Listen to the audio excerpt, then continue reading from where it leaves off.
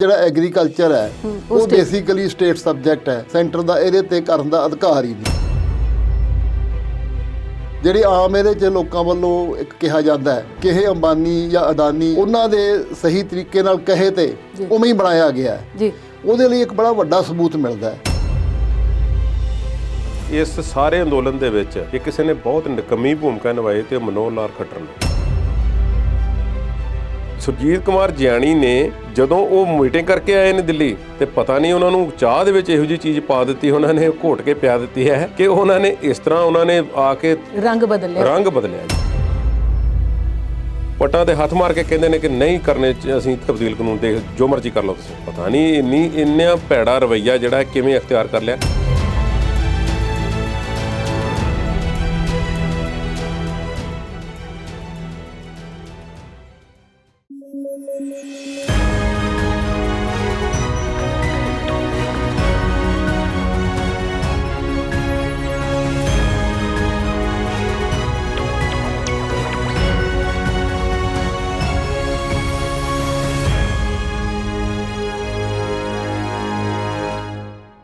Punjabi national TV ਦੇ programme ਵਿਚਾਰ ਚਰਚਾ 'ਚ ਆਪ ਸਭ ਦਰਸ਼ਕਾਂ ਨੂੰ ਜੀ ਆਇਆਂ ਆਖਦੇ ਹਾਂ, ਬਹੁਤ-ਬਹੁਤ ਸਵਾਗਤ ਕਰਦੇ ਹਾਂ।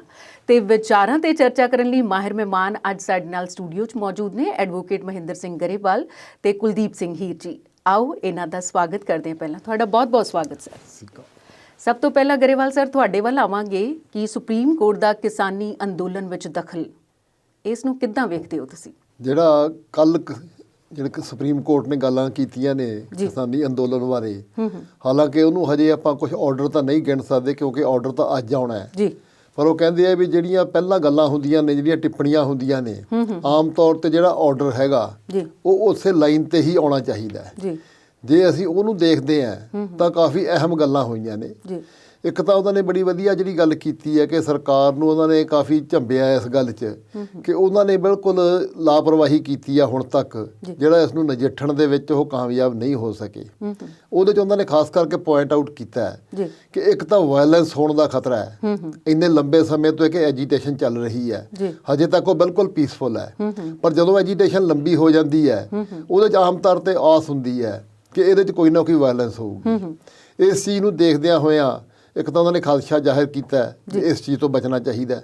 ਦੂਸਰਾ ਉਹਨਾਂ ਨੇ ਇਹ ਗੱਲ 'ਤੇ ਵੀ ਪੁਆਇੰਟ ਆਊਟ ਕੀਤਾ ਹੈ ਕਿ ਜਿਹੜੇ ਉੱਥੇ ਕਿਸਾਨ ਇੰਨੀ ਦੇਰ ਤੋਂ ਅੰਦੋਲਨ ਕਰ ਰਹੇ ਹੈ ਉਹਨਾਂ ਨੂੰ ਇੱਕ ਤਾਂ ਭੁੱਖ ਦਾ ਸਾਹਮਣਾ ਕਰਨਾ ਪੈ ਸਕਦਾ ਹੈ, ਉਹਨਾਂ ਨੂੰ ਖਾਣਾ ਕਿਸ ਤਰੀਕੇ ਨਾਲ ਮਿਲ ਰਿਹਾ ਹੈ, ਉਹਨਾਂ ਦੇ ਵਿੱਚ ਕੁਝ ਮੌਤਾਂ ਹੋ ਰਹੀਆਂ ਨੇ। ਇਹ ਚੀਜ਼ਾਂ ਨੂੰ ਵੀ ਪੂਰਾ ਧਿਆਨ ਨਹੀਂ ਦਿੱਤਾ ਗਿਆ ਸਰਕਾਰ ਵੱਲੋਂ। ਇਸ ਚੀਜ਼ 'ਤੇ ਵੀ ਉਹਨਾਂ ਨੇ ਸਰਕਾਰ ਦੀ ਖਿਚਾਈ ਕੀਤੀ ਹੈ।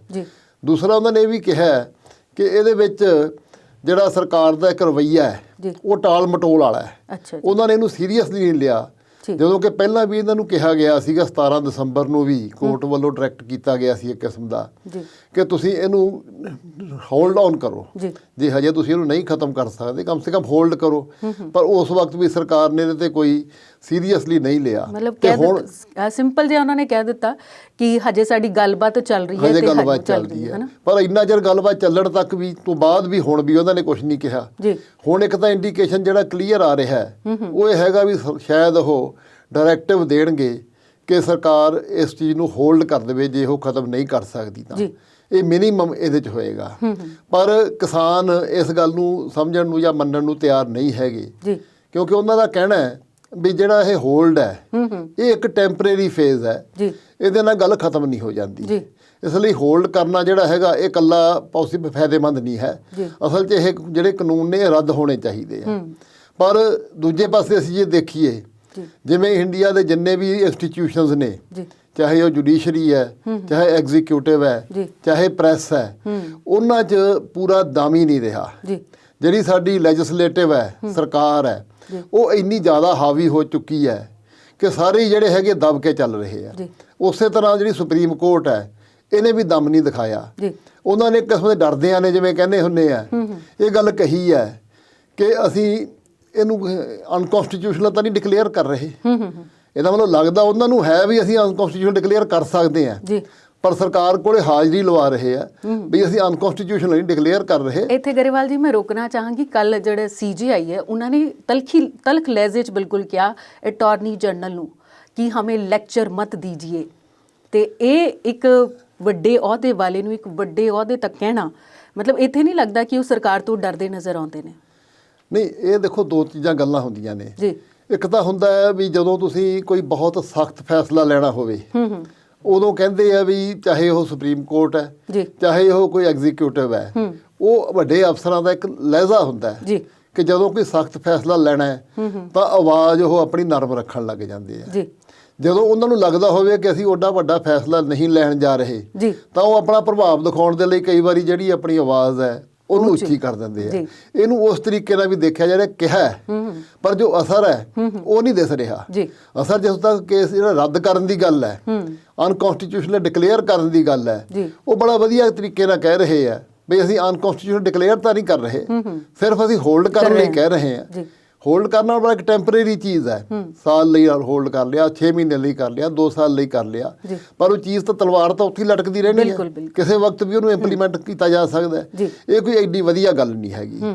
ਦੂਸਰੀ ਗੱਲ ਉਹਨਾਂ ਨੇ ਜਿਹੜੀ ਇਸ ਤੋਂ ਅੱਗੇ ਵਾਲੀ ਕੀਤੀ ਹੈ ਉਹ ਕਮੇਟੀ ਫਾਰਮ ਕਰਨ ਦੀ ਗੱਲ ਕੀਤੀ ਹੈ। ਮੋਸਟ ਪ੍ਰੋਬੇਬਲੀ ਉਹ ਕਿਸੇ ਨਾ ਕਿਸੇ ਚੀਫ ਜਸਟਿਸ ਰਿਟਾਇਰਡ ਜਿਹੜੇ ਹੈਗੇ ਹਾਈ ਕੋਰਟ ਸੁਪਰੀਮ ਕੋਰਟ ਦੇ ਸ਼ਾਇਦ ਉਹਦੇ ਅੰਡਰ ਬਣਾਉਣਗੇ ਤੇ ਉਹ ਤਕਰੀਬਨ ਤੈਅ ਲੱਗਦਾ ਹੈ ਕਿ ਉਹਨਾਂ ਨੇ ਮਨ ਬਣਾ ਲਿਆ ਇਸ ਗੱਲ ਦਾ।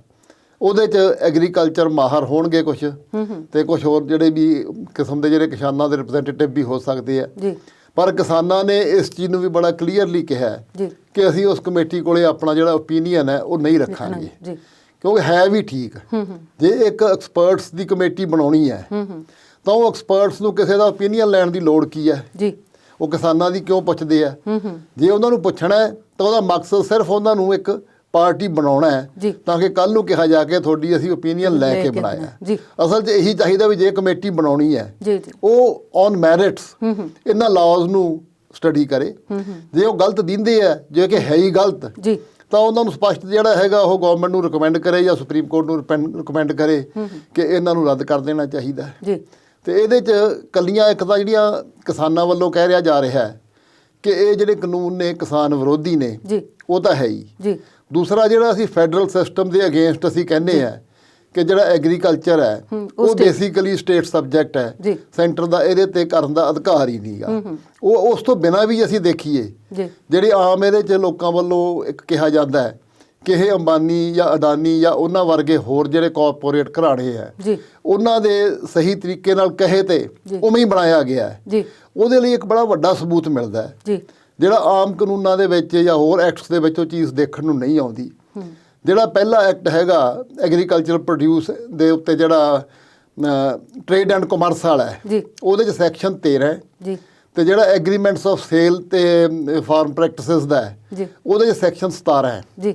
ਦੋਨਾਂ ਦੀ ਤਕਰੀਬਨ ਇੱਕੋ ਜਿਹੀ ਵਰਡਿੰਗ ਹੈ ਕਿ ਉਹਦੇ 'ਚ ਕਿਹਾ ਗਿਆ ਵੀ ਜਿਹੜਾ ਵੀ ਕੋਈ government, centre government, state government, centre government ਦਾ ਆਫਿਸਰ ਜਾਂ ਸਟੇਟ ਗੌਰਮੈਂਟ ਦਾ ਆਫਿਸਰ ਜਾਂ ਐਨੀ ਅਦਰ ਪਰਸਨ ਜੇ ਇਸ ਐਕਟ ਦੇ ਥੱਲੇ ਗੁੱਡ ਫੇਸ 'ਚ ਕੰਮ ਕਰਦਾ ਹੈ ਤਾਂ ਉਹਦੇ ਤੇ ਕੋਈ ਲੀਗਲ ਲਾਇਬਿਲਿਟੀ ਨਹੀਂ ਬਣ ਸਕਦੀ, ਕੇਸ ਨਹੀਂ ਬਣ ਸਕਦਾ। ਚਲੋ ਆਮ ਇਹ ਹੁੰਦਾ ਹੈ, ਸਰਕਾਰਾਂ ਨੂੰ, ਸਰਕਾਰੀ ਅਫਸਰਾਂ ਨੂੰ ਇਹਦੇ 'ਚ ਇਮਿਊਨਿਟੀ ਦਿੱਤੀ ਜਾਂਦੀ ਹੈ ਆਮ ਐਕਟਾਂ ਦੇ ਵਿੱਚ, ਪਰ ਐਨੀ ਅਦਰ ਪਰਸਨ ਜਿਹੜਾ ਹੈ ਉਹ ਕੋਈ ਵੀ ਉਹ ਨਹੀਂ ਹੁੰਦਾ।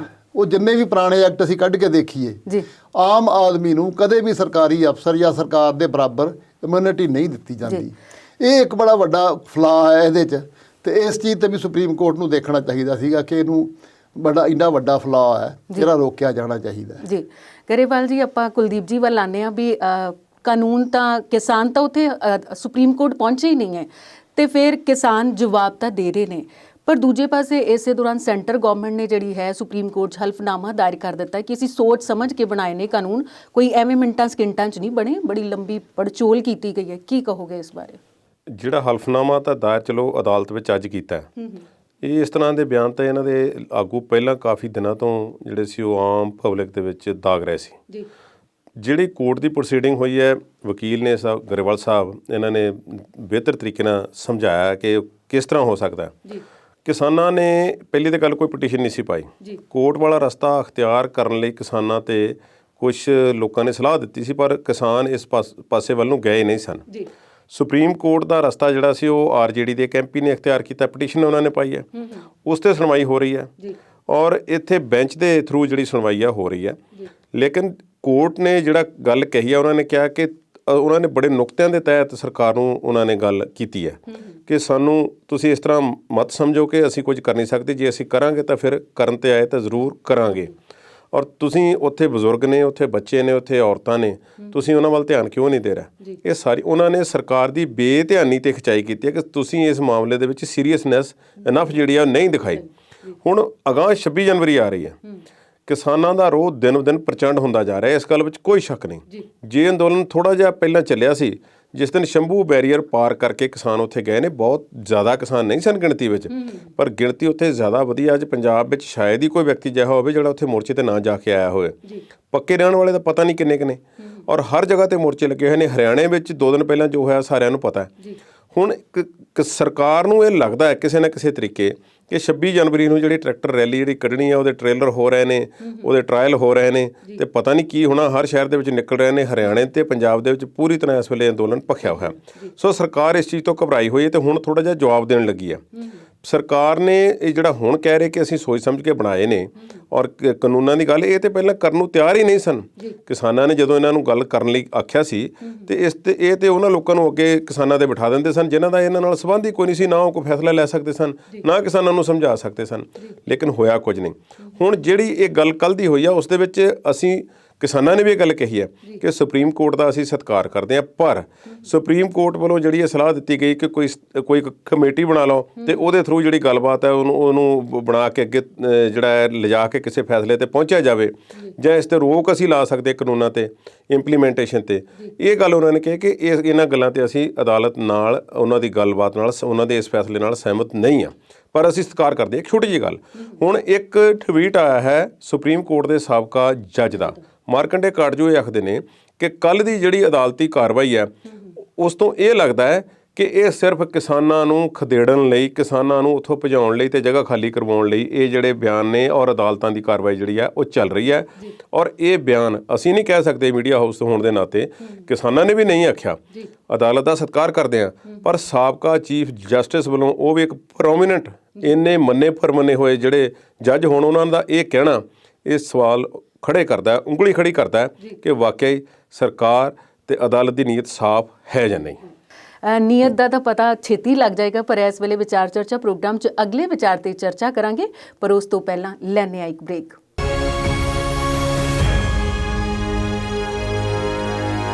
ਬ੍ਰੇਕ ਤੋਂ ਬਾਅਦ ਦਰਸ਼ਕਾਂ ਦਾ ਫਿਰ ਤੋਂ ਸਵਾਗਤ ਕਰਦੇ ਹਾਂ ਪ੍ਰੋਗਰਾਮ ਵਿਚਾਰ ਚਰਚਾ ਵਿੱਚ। ਤੇ ਗਰੇਵਾਲ ਜੀ, ਤੁਹਾਡੇ ਵੱਲ ਹੀ ਆਵਾਂਗੇ। ਜਿਵੇਂ ਕੱਲ੍ਹ ਸੁਪਰੀਮ ਕੋਰਟ ਨੇ ਸੁਣਵਾਈ ਦੌਰਾਨ ਕੁਝ ਸੰਕੇਤ ਦਿੱਤੇ ਨੇ ਕਿ ਇਸ ਨੂੰ ਹੋਲਡ ਕੀਤਾ ਜਾਏਗਾ। ਜੇ ਸੁਪਰੀਮ ਕੋਰਟ ਹੋਲਡ ਕਰ ਦਿੰਦਾ ਹੈ, ਕਿਸਾਨ ਪਹਿਲਾਂ ਹੀ ਸਾਫ਼ ਕਰ ਚੁੱਕੇ ਨੇ ਕਿ ਅਸੀਂ ਮਤਲਬ ਕਿਸੇ ਕਾਨੂੰਨ ਦੇ ਵਿੱਚ, ਦਾਇਰੇ ਦੇ ਵਿੱਚ ਅਸੀਂ ਸ਼ਾਮਿਲ ਨਹੀਂ ਹੋ ਰਹੇ ਵੀ ਤੁਹਾਡੇ ਨਾਲ, ਕਿ ਅਸੀਂ ਹੋਲਡ ਵਾਲੀ ਕਮੇਟੀ ਦੇ ਨਾਲ ਸਹਿਮਤ ਹਾਂ। ਸਾਡਾ ਇੱਕੋ ਹੀ ਨਿਸ਼ਚਾ ਹੈ ਕਿ ਕਾਨੂੰਨ ਰੱਦ ਹੋਣਗੇ ਤੇ ਫਿਰ ਅਸੀਂ ਘਰਾਂ ਨੂੰ ਜਾਵਾਂਗੇ। ਤੇ ਇਹਦੇ ਬਾਰੇ ਜੇ ਸੁਪਰੀਮ ਕੋਰਟ ਹੋਲਡ ਕਰ ਦਿੰਦਾ ਹੈ ਤੇ ਫਿਰ ਕਿਹੋ ਜਿਹੀ ਸਥਿਤੀ ਬਣੇਗੀ? ਵੈਸੇ ਤਾਂ ਜੋ ਕੱਲ੍ਹ ਦੀਆਂ ਗੱਲਾਂ ਨੇ ਜੀ, ਉਹਦੇ 'ਚੋਂ ਕਾਫੀ ਇੰਡੀਕੇਸ਼ਨ ਮਿਲਦਾ ਹੈ ਜੀ, ਕਿ ਸਰਕਾਰ ਨੂੰ ਇਹ ਹੋਲਡ ਕਰਨ ਲਈ ਕਿਹਾ ਜਾਊਗਾ ਸੁਪਰੀਮ ਕੋਰਟ ਵੱਲੋਂ। ਜੀ, ਤੇ ਦੂਜੇ ਪਾਸੇ ਕਿਸਾਨਾਂ ਨੇ ਬਿਲਕੁਲ ਆਪਣੇ ਆਪ ਕਲੀਅਰ ਕੀਤਾ ਹੀ ਹੋਇਆ ਜੀ ਕਿ ਜੇ ਅਜਿਹੀ ਸਥਿਤੀ ਬਣਦੀ ਹੈ ਤਾਂ ਅਸੀਂ ਇੱਥੋਂ ਨਹੀਂ ਉੱਠਾਂਗੇ। ਜੀ, ਇਹਦਾ ਮਤਲਬ ਕਲੀਅਰ ਹੈ ਕਿ ਜੇ ਇਹ ਹੋਲਡ ਵੀ ਕਰਦਾ ਹੈ ਤੇ ਸੁਪਰੀਮ ਕੋਰਟ ਵੱਲੋਂ ਕੋਈ ਕਮੇਟੀ ਵੀ ਬਣਾ ਦਿੱਤੀ ਜਾਂਦੀ ਹੈ ਤਾਂ ਵੀ ਕਿਸਾਨ ਜਿਹੜੇ ਹੈਗੇ ਉਹ ਆਪਣਾ ਜਿਹੜਾ ਸੰਘਰਸ਼ ਹੈ ਉਹਨੂੰ ਵਾਪਸ ਨਹੀਂ ਲੈਣਗੇ ਤੇ ਉਸੇ ਤਰੀਕੇ ਦੇ ਨਾਲ ਬੈਠੇ ਰਹਿਣਗੇ। ਪਰ ਸੁਪਰੀਮ ਕੋਰਟ ਨੇ ਇਹ ਵੀ ਗੱਲ ਨਾਲ ਕਹੀ ਹੈ ਕਿ ਜਿਹੜਾ ਪ੍ਰੋਟੈਸਟ ਕਰਨ ਦਾ ਹੱਕ ਹੈ ਇਹ ਹਰੇਕ ਬੰਦੇ ਨੂੰ ਹੈ। ਇਹਦਾ ਮਤਲਬ ਸੁਪਰੀਮ ਕੋਰਟ ਇਹ ਨਹੀਂ ਕਹਿੰਦੀ ਕਿ ਉਹ ਪ੍ਰੋਟੈਸਟ ਕਿਉਂ ਕਰ ਰਹੇ ਆ। ਪ੍ਰੋਟੈਸਟ ਉਹਨਾਂ ਦਾ ਜਾਰੀ ਰੱਖਣਾ ਕਿਸੇ ਕਾਨੂੰਨ ਦੇ ਦਾਇਰੇ ਤੋਂ ਬਾਹਰ ਨਹੀਂ ਆਉਂਦਾ। ਸੁਪਰੀਮ ਕੋਰਟ ਨੇ ਖੁਦ ਹੀ ਇਹ ਗੱਲ ਕਲੀਅਰ ਕਰ ਦਿੱਤੀ ਹੈ। ਪਰ ਦੂਜੇ ਪਾਸੇ ਜਿਵੇਂ ਹੁਣ ਤੱਕ ਜਿਹੜੀ ਭਾਰਤੀ ਸਰਕਾਰ ਹੈ, ਕੇਂਦਰੀ ਸਰਕਾਰ ਹੈ, ਉਹਦਾ ਜਿਹੜਾ ਰਵੱਈਆ ਹੈ ਉਹ ਵੀ ਬੜਾ ਸਪਸ਼ਟ ਦਿਸਦਾ ਹੈ ਕਿ ਉਹ ਕਿਸੇ ਸਮਝੌਤੇ ਦੇ ਰੌਹ 'ਚ ਨਹੀਂ ਹੈਗੀ। ਉੱਥੋਂ ਕਈ ਵਾਰੀ ਇਹ ਮਹਿਸੂਸ ਹੁੰਦਾ ਹੈ ਕਿ ਇੱਕ ਖਤਰਨਾਕ ਸਿਚੁਏਸ਼ਨ ਵੀ ਬਣ ਸਕਦੀ ਹੈ। ਹਾਲਾਂਕਿ ਜਿਹੜਾ ਸੁਪਰੀਮ ਕੋਰਟ ਦਾ ਆਰਡਰ ਹੈ ਉਹ ਜਿਹੜਾ ਆਪਾਂ ਐਕਸਪੈਕਟ ਕਰਦੇ ਹਾਂ ਕਿ ਆਉਣਾ ਹੈ ਆਰਡਰ, ਹਜੇ ਆਰਡਰ ਤਾਂ ਨਹੀਂ ਆਇਆ, ਵੀ ਉਹੋ ਜਿਹਾ ਆਰਡਰ ਆਉਣ ਦੀ ਹਾਲਾਤ ਦੇ ਵਿੱਚ ਵੀ ਸਰਕਾਰ ਕੋਲ ਕੋਈ ਧੱਕਾ ਕਰਨ ਦੇ ਲਈ ਜਾਇਜ਼ ਮੌਕਾ ਨਹੀਂ ਬਣਦਾ। ਪਰ ਸਿੱਧੇ ਤੌਰ ਤੇ ਧੱਕਾ ਕਰਨ ਦੇ ਥਾਂ ਤੇ ਜਦੋਂ ਅੜੀਅਲ ਸਰਕਾਰਾਂ ਗਲਤ ਤਰੀਕਿਆਂ ਤੇ ਆਈਆਂ ਹੁੰਦੀਆਂ ਤਾਂ ਉਹ ਹੋਰ ਕਈ ਕਿਸਮ ਦੇ ਹੱਥਕੰਡੇ ਜਿਹੜੇ ਹੈਗੇ ਉਹ ਅਪਣਾ ਲੈਂਦੀਆਂ ਨੇ। ਉਹਦੇ 'ਚ ਇੱਕ ਤਾਂ ਉਹਨਾਂ ਕੋਲੇ ਜਿਹੜਾ ਪਹਿਲਾਂ ਵੀ ਉਹਨਾਂ ਨੇ ਸ਼ੁਰੂ ਕੀਤਾ ਕਿ ਆਪਣੀ ਇਨਫਿਲਟਰੇਸ਼ਨ, ਆਪਣੇ ਬੰਦੇ ਕੁਝ ਸੰਘਰਸ਼ ਦੇ ਵਿੱਚ ਐਂਟਰ ਕਰਾ ਸਕਦੇ ਆ। ਪਹਿਲਾਂ ਕਈ ਫੜੇ ਵੀ ਗਏ ਆ। ਉਹ ਬੰਦੇ ਉੱਥੇ ਕੋਈ ਹਥਿਆਰ ਲਿਜਾ ਕੇ ਜਾਂ ਕੋਈ ਵਾਇਲੈਂਸ ਇਨਸਾਈਟ ਕਰਾ ਕੇ ਉਸ ਤਰ੍ਹਾਂ ਦੇ ਹਾਲਾਤ ਕ੍ਰੀਏਟ ਕਰ ਸਕਦੇ ਆ ਜਿਹਦੇ ਨਾਲ ਕਿਸਾਨਾਂ ਦੇ ਉੱਪਰ ਧੱਕਾ ਕਰਨ ਦਾ ਉਹਨਾਂ ਨੂੰ ਇੱਕ ਮੌਕਾ ਮਿਲ ਜਾਵੇ। ਦੂਜਾ ਇੱਕ ਹੋਰ ਸਿਸਟਮ ਹੈ ਜਿਹੜਾ ਕੁਝ ਦਿਨਾਂ ਤੋਂ ਇਹਨਾਂ ਨੇ ਸ਼ੁਰੂ ਵੀ ਕਰ ਦਿੱਤਾ ਹੈ ਕਿ ਜਿਹੜੇ ਉਸ ਇਲਾਕੇ ਦੇ ਵਿੱਚ ਚਾਰਾਂ ਬਾਰਡਰਾਂ ਦੇ ਉੱਤੇ ਜਿੱਥੇ ਜਿੱਥੇ ਕਿਸਾਨ ਸੰਘਰਸ਼ ਚੱਲ ਰਿਹਾ ਹੈ ਤੇ ਉੱਥੇ ਕਾਫੀ ਦੂਰ ਤੱਕ ਕਿਸਾਨ 8-8 10-10 ਕਿਲੋਮੀਟਰਾਂ ਤੇ ਕਈ ਥਾਵਾਂ ਤੇ ਤੋਂ ਜ਼ਿਆਦਾ ਵੀ ਸੜਕਾਂ ਦੇ ਉੱਪਰ ਬੈਠੇ ਹੈ। ਉਹਦਾ ਜਿਹੜਾ ਆਲਾ ਦੁਆਲਾ ਹੈ ਉਹਨਾਂ ਪਿੰਡਾਂ ਦੇ ਵਿੱਚ ਤੇ ਉਹ ਸੜਕ ਦੇ ਉੱਤੇ ਜਿਹੜੇ ਮਾਰਕੀਟਸ ਨੇ ਉਹ ਦੁਕਾਨਦਾਰਾਂ ਨੂੰ ਵੀ ਉਕਸਾਉਣਾ ਸ਼ੁਰੂ ਕੀਤਾ ਹੋਇਆ ਵੀ ਤੁਹਾਡਾ ਕੰਮ ਨੁਕਸਾਨ ਹੋ ਰਿਹਾ ਹੈ। ਹਾਲਾਂਕਿ ਉਹ ਬੰਦੇ ਬੜਾ ਪਹਿਲਾਂ ਤਾਂ ਕੋਆਪਰੇਟ ਕਰ ਰਹੇ ਸੀ ਪਰ ਜਦੋਂ ਇਨਸਾਈਟਮੈਂਟ ਉਹਨਾਂ ਤੱਕ ਪਹੁੰਚਦੀ ਹੈ ਕਿਸੇ ਨਾ ਕਿਸੇ ਤਰੀਕੇ ਨਾਲ ਉਹਨੂੰ ਉਕਸਾਇਆ ਜਾਂਦਾ ਹੈ ਤਾਂ ਉਹ ਵੀ ਆਪਣੀ ਗੱਲਾਂ ਕਹਿਣੀਆਂ ਸ਼ੁਰੂ ਕਰ ਦਿੰਦੇ ਆ। ਹੁਣ ਇਹ ਢੰਗ ਵੀ ਇੱਕ ਅਪਣਾਉਣਾ ਸ਼ੁਰੂ ਕੀਤਾ ਹੋਇਆ ਵੀ ਉਹ ਲੋਕਾਂ ਤੋਂ ਕਹਾਇਆ ਜਾ ਰਿਹਾ ਹੈ ਕਿ ਸਾਡੇ ਕੰਮ ਨੁਕਸਾਨ ਹੋ ਰਹੇ ਆ, ਬਾਕੀ ਸਾਰੀ ਦੁਨੀਆ ਦਾ ਕੰਮ ਚੱਲਦਾ ਹੈ, ਸਾਨੂੰ ਕਿਉਂ ਨੁਕਸਾਨ ਹੋ ਰਹੇ ਆ। ਸਾਡੇ ਪਿੰਡਾਂ ਦੇ ਵਿੱਚ ਦੀ ਟਰੱਕ ਗੱਡੀਆਂ ਲੰਘਦੀਆਂ ਨੇ ਉਹ ਪਿੰਡਾਂ ਦੀਆਂ ਇਮਾਰਤਾਂ ਨੂੰ ਨੁਕਸਾਨ ਹੋ ਰਿਹਾ ਹੈ। ਇਸ ਤਰ੍ਹਾਂ ਦੀਆਂ ਗੱਲਾਂ ਹੁਣ ਉਹ ਆਲੇ ਦੁਆਲੇ ਦੇ ਲੋਕਾਂ ਦੇ ਵਿੱਚ ਜਿਹੜੇ ਹਜੇ ਤੱਕ ਪੂਰਾ ਕਿਸਾਨ ਸੰਘਰਸ਼ ਨੂੰ ਹਮਾਇਤ ਦੇ ਰਹੇ ਆ ਉਹਨਾਂ 'ਚ ਪਾਉਣੀਆਂ ਸ਼ੁਰੂ ਕੀਤੀਆਂ ਹੋਈਆਂ। ਕੱਲ੍ਹ ਨੂੰ ਇਹ ਵੀ ਹਥਕੰਡਾ ਅਪਣਾਇਆ ਜਾ ਸਕਦਾ ਹੈ ਕਿ ਉਹਨਾਂ ਲੋਕਾਂ ਦਾ ਸੰਘਰਸ਼ ਕਰ ਰਹੇ ਕਿਸਾਨਾਂ ਦੇ ਨਾਲ ਕਿਸੇ ਕਿਸਮ ਦਾ ਕੌਨਫਲਿਕਟ ਪੈਦਾ ਕਰ ਦਿੱਤਾ ਜਾਵੇ ਜਿਹਨੂੰ ਬਹਾਨਾ ਬਣਾ ਕੇ ਸਰਕਾਰ ਫਿਰ ਜਿਹੜੀ ਕਿਸਾਨਾਂ ਨੂੰ ਉੱਥੋਂ ਉਠਾਉਣ ਦੀ ਜਾਂ ਉਹਨਾਂ ਤੇ ਕੋਈ ਧੱਕਾ ਕਰਨ ਦੀ ਨਵੀਂ ਜਿਹੜੀ ਹੈਗੀ ਸਕੀਮ ਘੜ ਸਕਦੀ ਹੈ। ਇਹ ਵੀ ਇੱਕ ਦਿਮਾਗ 'ਚ ਰੱਖਣ ਵਾਲੀ ਗੱਲ। ਮੈਂ ਥੋੜ੍ਹਾ ਜਿਹਾ ਇਸ ਵਿੱਚ ਜੋੜਨਾ ਚਾਹਾਂਗਾ, ਅਦਾਲਤ ਨੇ ਕਈ ਨੁਕਤੇ ਜਿਹੜੇ ਰੱਖੇ ਉਸ ਵਿੱਚ ਉਹਨਾਂ ਨੇ ਕਿਹਾ ਕਿ ਇਹ ਤੁਹਾਡਾ ਹੱਕ ਹੈ, ਜਿਵੇਂ ਗਰੇਵਾਲ ਸਾਹਿਬ ਨੇ ਸਪਸ਼ਟ ਕੀਤਾ ਹੈ ਤੁਹਾਡਾ ਹੱਕ ਹੈ, ਤੁਸੀਂ ਪ੍ਰਦਰਸ਼ਨ ਕਰ ਸਕਦੇ ਹੋ, ਉਸੇ ਜਗ੍ਹਾ 'ਤੇ ਧਰਨਾ ਰੱਖੋ ਜਾਂ ਉਸ ਤੋਂ ਅੱਗੇ ਵੱਧ ਜਾਓ ਜਾਂ ਕਿਸੇ ਹੋਰ ਜਗ੍ਹਾ 'ਤੇ ਲੈ ਜਾਓ। ਪਰ ਉਹਨਾਂ ਨੇ ਕਿਹਾ ਕਿ ਹਿੰਸਕ ਗਤੀਵਿਧੀਆਂ ਵਿੱਚ ਜਦੋਂ ਤੱਕ ਨਹੀਂ ਸ਼ਾਮਲ ਹੁੰਦੇ ਅਸੀਂ ਇਸ 'ਤੇ ਰੋਕ ਨਹੀਂ ਲਾ ਸਕਦੇ ਕਿਸੇ ਵੀ ਤਰੀਕੇ। ਸੋ ਉਹਨਾਂ ਨੇ ਬਿਲਕੁਲ ਸਪਸ਼ਟ ਕਰ ਦਿੱਤਾ। ਹੁਣ ਜਿਵੇਂ ਗਰੇਵਾਲ ਸਾਹਿਬ ਨੇ ਦੱਸਿਆ ਕਿ ਉੱਥੇ ਉਕਸਾਉਣਾ ਸ਼ੁਰੂ ਕੀਤਾ, ਜੇ ਉਹ ਹੁੰਦਾ ਹੈ ਤਾਂ ਸਰਕਾਰ ਲਈ ਇੱਕ ਕਿਸਮ ਦਾ ਇਹ ਮੈਂ ਸਮਝਦਾ ਕਿ ਕਾਰਵਾਈ ਕਿਸੇ ਤਰ੍ਹਾਂ ਦੀ ਕਰਨ ਲਈ ਉਹ ਕਈ ਤਰ੍ਹਾਂ ਦਾ ਮੌਕਾ ਜਾਂ ਹੱਥਕੰਡੇ ਅਪਣਾ ਸਕਦੀ ਹੈ। ਪਰ ਅਦਾਲਤ ਦਾ ਫੈਸਲਾ ਜਿਹੜਾ ਸਾਡੇ ਪ੍ਰੋਗਰਾਮ ਰਿਕਾਰਡ ਹੋਣ ਤੱਕ ਜਿਹੜਾ ਮੇਰੇ ਖਿਆਲ ਆ ਜਾਵੇਗਾ ਉਹ ਤਕਰੀਬਨ ਲੱਗਦਾ ਹੈ ਕਿ ਉਹ ਰੋਕ ਲਾ ਦੇਣਗੇ, ਕਿਉਂਕਿ ਉਹਨਾਂ ਨੇ ਕਹਿਤਾ ਕਿ ਤੁਸੀਂ ਰੋਕ ਲਾਓਗੇ ਕਿ ਅਸੀਂ ਲਾਈਏ। ਸਰਕਾਰ ਨਵੇਂ ਹਲਫਨਾਮੇ ਜਿਹੜੇ ਦਾਖਲ ਕਰ ਰਹੀ ਹੈ ਤਾਂ ਅਦਾਲਤ ਮੈਨੂੰ ਲੱਗਦਾ ਕਿ ਇੰਨੇ ਕੁ ਫੈਸਲੇ ਲੈਣ ਤੱਕ ਅਟਲ ਹੈ। ਜੀ ਤੇ ਗਰੇਵਾਲ ਜੀ ਤੁਹਾਡੇ ਵੱਲ ਆਵਾਂਗੇ ਕਿ ਹਰਿਆਣਾ ਦੇ ਮੁੱਖ ਮੰਤਰੀ ਖੱਟਰ ਦੀ ਮਹਾ ਪੰਚਾਇਤ ਦੇ ਵਿੱਚ ਹੰਗਾਮਾ ਹੋਇਆ ਤੇ ਅੱਗੋਂ ਮੁੱਖ ਮੰਤਰੀ ਦਾ ਬਿਆਨ ਇਹ ਸੀ ਕਿ ਕਾਂਗਰਸੀਆਂ ਨੇ ਤੇ ਖੱਬੇ ਪੱਖੀਆਂ ਨੇ ਸਾਰਾ ਜਾਂ ਕਾਮਰੇਡਾਂ ਨੇ ਇਹ ਸਭ ਕਰਵਾਇਆ ਹੰਗਾਮਾ। ਤੇ ਇਸ ਅਸਲ 'ਚ ਸੱਚਾਈ ਬਾਰੇ ਥੋੜਾ ਜਿਹਾ ਚਾਨਣਾ ਪਾਓ। ਦੇਖੋ ਸੱਚਾਈ ਤਾਂ ਸਾਰਿਆਂ ਨੂੰ ਪਤਾ ਹੀ ਹੈ ਕਿ ਇਸ ਵਕਤ ਜੋ ਖੱਟਰ ਦੀ ਪੋਜੀਸ਼ਨ ਹੈ ਉਹ ਹਰਿਆਣੇ ਦੇ ਵਿੱਚ ਪਹਿਲਾਂ ਹੀ ਜਦੋਂ ਇੱਧਰੋਂ ਪੰਜਾਬ ਤੋਂ ਕਿਸਾਨ ਦਿੱਲੀ ਨੂੰ ਜਾ ਰਹੇ ਸੀ ਉਹਨਾਂ ਨੂੰ ਰੋਕਣ ਦੇ ਵਿੱਚ ਜਿਸ ਤਰ੍ਹਾਂ ਦਾ ਉਹਨੇ ਰੋਲ ਅਦਾ ਕੀਤਾ ਹੈ ਉਸ ਦਿਨ ਤੋਂ ਬੜਾ ਸਪਸ਼ਟ ਹੋਇਆ ਤੇ ਉਸ ਤੋਂ ਬਾਅਦ ਉਹਦੇ ਬਿਆਨ ਤੇ ਫਿਰ SYL ਦਾ ਇਸ਼ੂ ਉੱਥੇ ਹਰਿਆਣੇ ਦੇ ਵਿੱਚ ਸ਼ੁਰੂ ਕਰਾਉਣਾ ਉਹ ਤੋਂ ਬੜਾ ਸਪਸ਼ਟ ਹੋਇਆ ਕਿ ਉਹ ਬੜਾ ਸਿੱਧੇ ਤੌਰ 'ਤੇ ਓਪਨਲੀ ਕਿਸਾਨਾਂ ਦੀ ਮੁਖਾਲਫਤ ਦੇ ਵਿੱਚ ਦਿੱਲੀ ਦੀ ਸਰਕਾਰ ਦਾ ਇੱਕ ਮੁੱਖ ਮੋਹਰਿਆਂ ਦੇ ਤੌਰ 'ਤੇ ਉਹ ਕੰਮ ਕਰ ਰਿਹਾ ਹੈ। ਤੇ ਉਹਨਾਂ ਹਾਲਾਤਾਂ ਦੇ ਵਿੱਚ ਸੁਭਾਵਿਕ ਹੈ ਕਿ ਕਿਸਾਨਾਂ ਦਾ ਵਿਰੋਧ ਉਹਦੇ ਪ੍ਰਤੀ ਜਿਹੜਾ ਹੈਗਾ ਉਹ ਸਾਹਮਣੇ ਆਉਣਾ ਹੀ ਸੀ। ਤੇ ਜਦੋਂ ਇਹ ਵਿਰੋਧ ਸਾਹਮਣੇ ਆਇਆ ਤਾਂ ਉਹਨੇ ਇਹ ਇੱਕ ਬਹਾਨਾ ਬਣਾ ਲਿਆ ਕਿ ਇਹਦੇ 'ਚ ਜਿਹੜਾ ਕਰਨ ਵਾਲੇ ਆ ਮੇਰੇ ਖਿਲਾਫ ਜਿਹੜਾ ਉਹ ਲੋਕਾਂ ਨੇ ਉੱਥੇ ਉਹਦੀ ਜਿਹੜਾ ਹੈਲੀਪੈਡ ਪੱਟਿਆ ਕਰਨਾਲ ਦੇ ਕੋਲੇ ਪਿੰਡ ਹੈਗਾ ਤੇ ਉੱਥੇ ਵੀ ਉਹ ਪੱਟਿਆ ਤੇ ਉਹਦਾ ਜਿਹੜਾ ਜਿੱਥੇ ਵੈਨਿਊ ਦੇ ਉਹਦੇ ਕਰਨਾ ਸੀਗਾ ਮਹਾ ਪੰਚਾਇਤ ਉੱਥੇ ਕੁਰਸੀਆਂ ਵਗੈਰਾ ਪੰਨੀਆਂ ਜਾਂ ਸਟੇਜ ਪੰਨੀ ਵੀ ਉਹ ਜਿਹੜਾ ਕਿਸਾਨਾਂ ਨੇ ਨਹੀਂ ਕੀਤਾ, ਇਹ ਕਾਂਗਰਸ ਨੇ ਤੇ ਦੂਸਰੇ ਜਿਹੜੇ ਕਾਮਰੇਡ ਨੇ ਉਹਨਾਂ ਨੇ ਕਰਵਾਇਆ ਹੈਗਾ। ਕਿਉਂਕਿ ਅਸਲ 'ਚ ਉਹ ਵੀ ਨਹੀਂ ਚਾਹੁੰਦਾ ਕਿ ਆਪਣਾ ਜਿਹੜਾ ਫੇਸ ਹੈ ਉਹ ਪਬਲਿਕ ਉੱਤੇ ਸਾਰੇ ਇਹ ਜਾਵੇ ਕਿ ਇਹ ਕਿਸਾਨਾਂ ਦੇ ਉਲਟ ਹੈ। ਹਾਲਾਂਕਿ ਹੈ ਪਰ ਦਿਖਾਉਣਾ ਨਹੀਂ ਚਾਹੁੰਦਾ ਵੀ ਕਿਸਾਨਾਂ ਨੇ ਕੀਤਾ। ਇਹ ਚੀਜ਼ ਮੰਨਣੀ ਉਹਨੂੰ ਵੀ ਮੁਸ਼ਕਲ ਲੱਗਦੀ ਹੈ, ਇਸ ਲਈ ਉਹ ਇੱਕ ਡਰਾਮਾ ਕਰ ਰਿਹਾ ਹੈ ਵੀ ਇਹ ਕਿਸਾਨਾਂ ਨੇ ਨਹੀਂ ਕੀਤਾ ਤੇ ਜਿਹੜੇ ਹੈਗੇ ਉਹਦੇ ਵਿਰੋਧੀ ਨੇ ਕਾਂਗਰਸੀ ਨੇ ਕਮਿਊਨਿਸਟ ਨੇ ਉਹਨਾਂ ਨੇ ਕਰਵਾਇਆ। ਪਰ ਦੂਜੇ ਪਾਸੇ ਜਿਹੜੇ ਪਰਚੇ ਹੋ ਰਹੇ ਆ ਉਹਦੇ 'ਚ ਗੁਰਨਾਮ ਸਿੰਘ ਜਿਹੜੇ ਉਹਨਾਂ ਦੇ ਹਰਿਆਣੇ ਦੇ BKU ਦੇ ਲੀਡਰ ਹੈ ਉਹਨਾਂ ਦਾ ਨਾਂ ਵਿੱਚ ਹੈ, ਉਹਨਾਂ ਦੇ ਨਾਲ 71 ਹੋਰ ਕਿਸਾਨਾਂ ਦੇ ਨਾਂ ਨੇ, ਬਾਕੀ ਦਾ ਕੁੱਲ ਤਾਂ 900 ਦੇ ਕਰੀਬ ਹੋਇਆ ਹੈ ਪਰਚਾ ਜਿਹੜਾ ਹੈਗਾ ਬਾਈ ਨੇਮ 71 ਬੰਦਿਆਂ 'ਤੇ ਹੋਇਆ। ਉਹ ਜੇ ਹੁਣ ਕਿਸਾਨ ਲੀਡਰ ਦਾ ਨਾਂ ਉਹਨਾਂ ਦੇ ਵਿੱਚ ਹੈਗਾ ਤਾਂ ਇਹਦਾ ਮਤਲਬ ਬੜਾ ਕਲੀਅਰ ਹੈ ਕਿ ਉਹਦੇ ਨਾਂ ਤੇ ਉਹ ਉਹਦੇ ਕਹੇ ਤੇ ਕਹਿੰਦੇ ਵੀ ਕਰ ਰਹੇ ਆ, ਉਹਦੇ ਆਪ ਦੇ ਕਹਿਣ ਮੁਤਾਬਕ ਉਹਨਾਂ ਦੀ ਜਿਹੜੀ ਪੁਲਿਸ ਆ, ਉਹਨਾਂ ਦਾ ਪ੍ਰਸ਼ਾਸਨ ਹੈ, ਉਹਨਾਂ ਦੇ ਕਹਿਣ ਮੁਤਾਬਕ ਉੱਥੋਂ ਹੋ ਰਿਹਾ। ਉਹਦੇ 'ਚੋਂ ਬੜਾ ਕਲੀਅਰ ਹੈ ਕਿ ਇਹ ਸਿਰਫ ਉਹਦਾ ਇੱਕ ਡਰਾਮਾ ਹੈ, ਇਹ ਦਿਖਾਉਣ ਲਈ ਕਿ ਕਿਸਾਨ ਮੇਰੇ ਨਾਲ ਨੇ।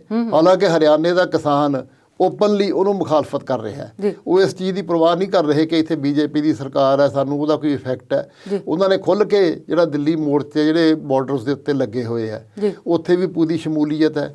ਤੇ ਜਦੋਂ ਇੱਧਰੋਂ ਪੰਜਾਬ ਵੱਲੋਂ ਜਾਂ ਉੱਧਰੋਂ ਰਾਜਸਥਾਨ ਤੋਂ ਜਿਹੜੇ ਕਿਸਾਨ ਆਏ ਆ, ਉਹਨਾਂ ਨੂੰ ਹਰਿਆਣੇ ਦੇ ਵਿੱਚ ਉਹਨਾਂ ਨੇ ਪੂਰਾ ਸਹਿਯੋਗ ਦਿੱਤਾ ਤੇ ਅੱਜ ਤੱਕ ਕਿਸਾਨ ਪੂਰਾ ਉਹਨਾਂ ਦਾ ਸਹਿਯੋਗ ਦੇ ਰਹੇ ਆ ਤੇ ਖੱਟਰ ਨੂੰ ਉਹ ਖੁੱਲ੍ਹ ਕੇ ਅਪੋਜ਼ ਕਰ ਰਹੇ ਆ।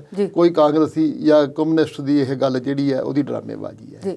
ਤੇ ਕੁਲਦੀਪ ਜੀ ਅਗਲੇ ਸਵਾਲ ਵੱਲ ਆਈਏ। ਮੈਂ ਇਸ ਤੇ ਥੋੜਾ ਜਿਹਾ ਜੋੜਨਾ ਚਾਹਾਂਗਾ।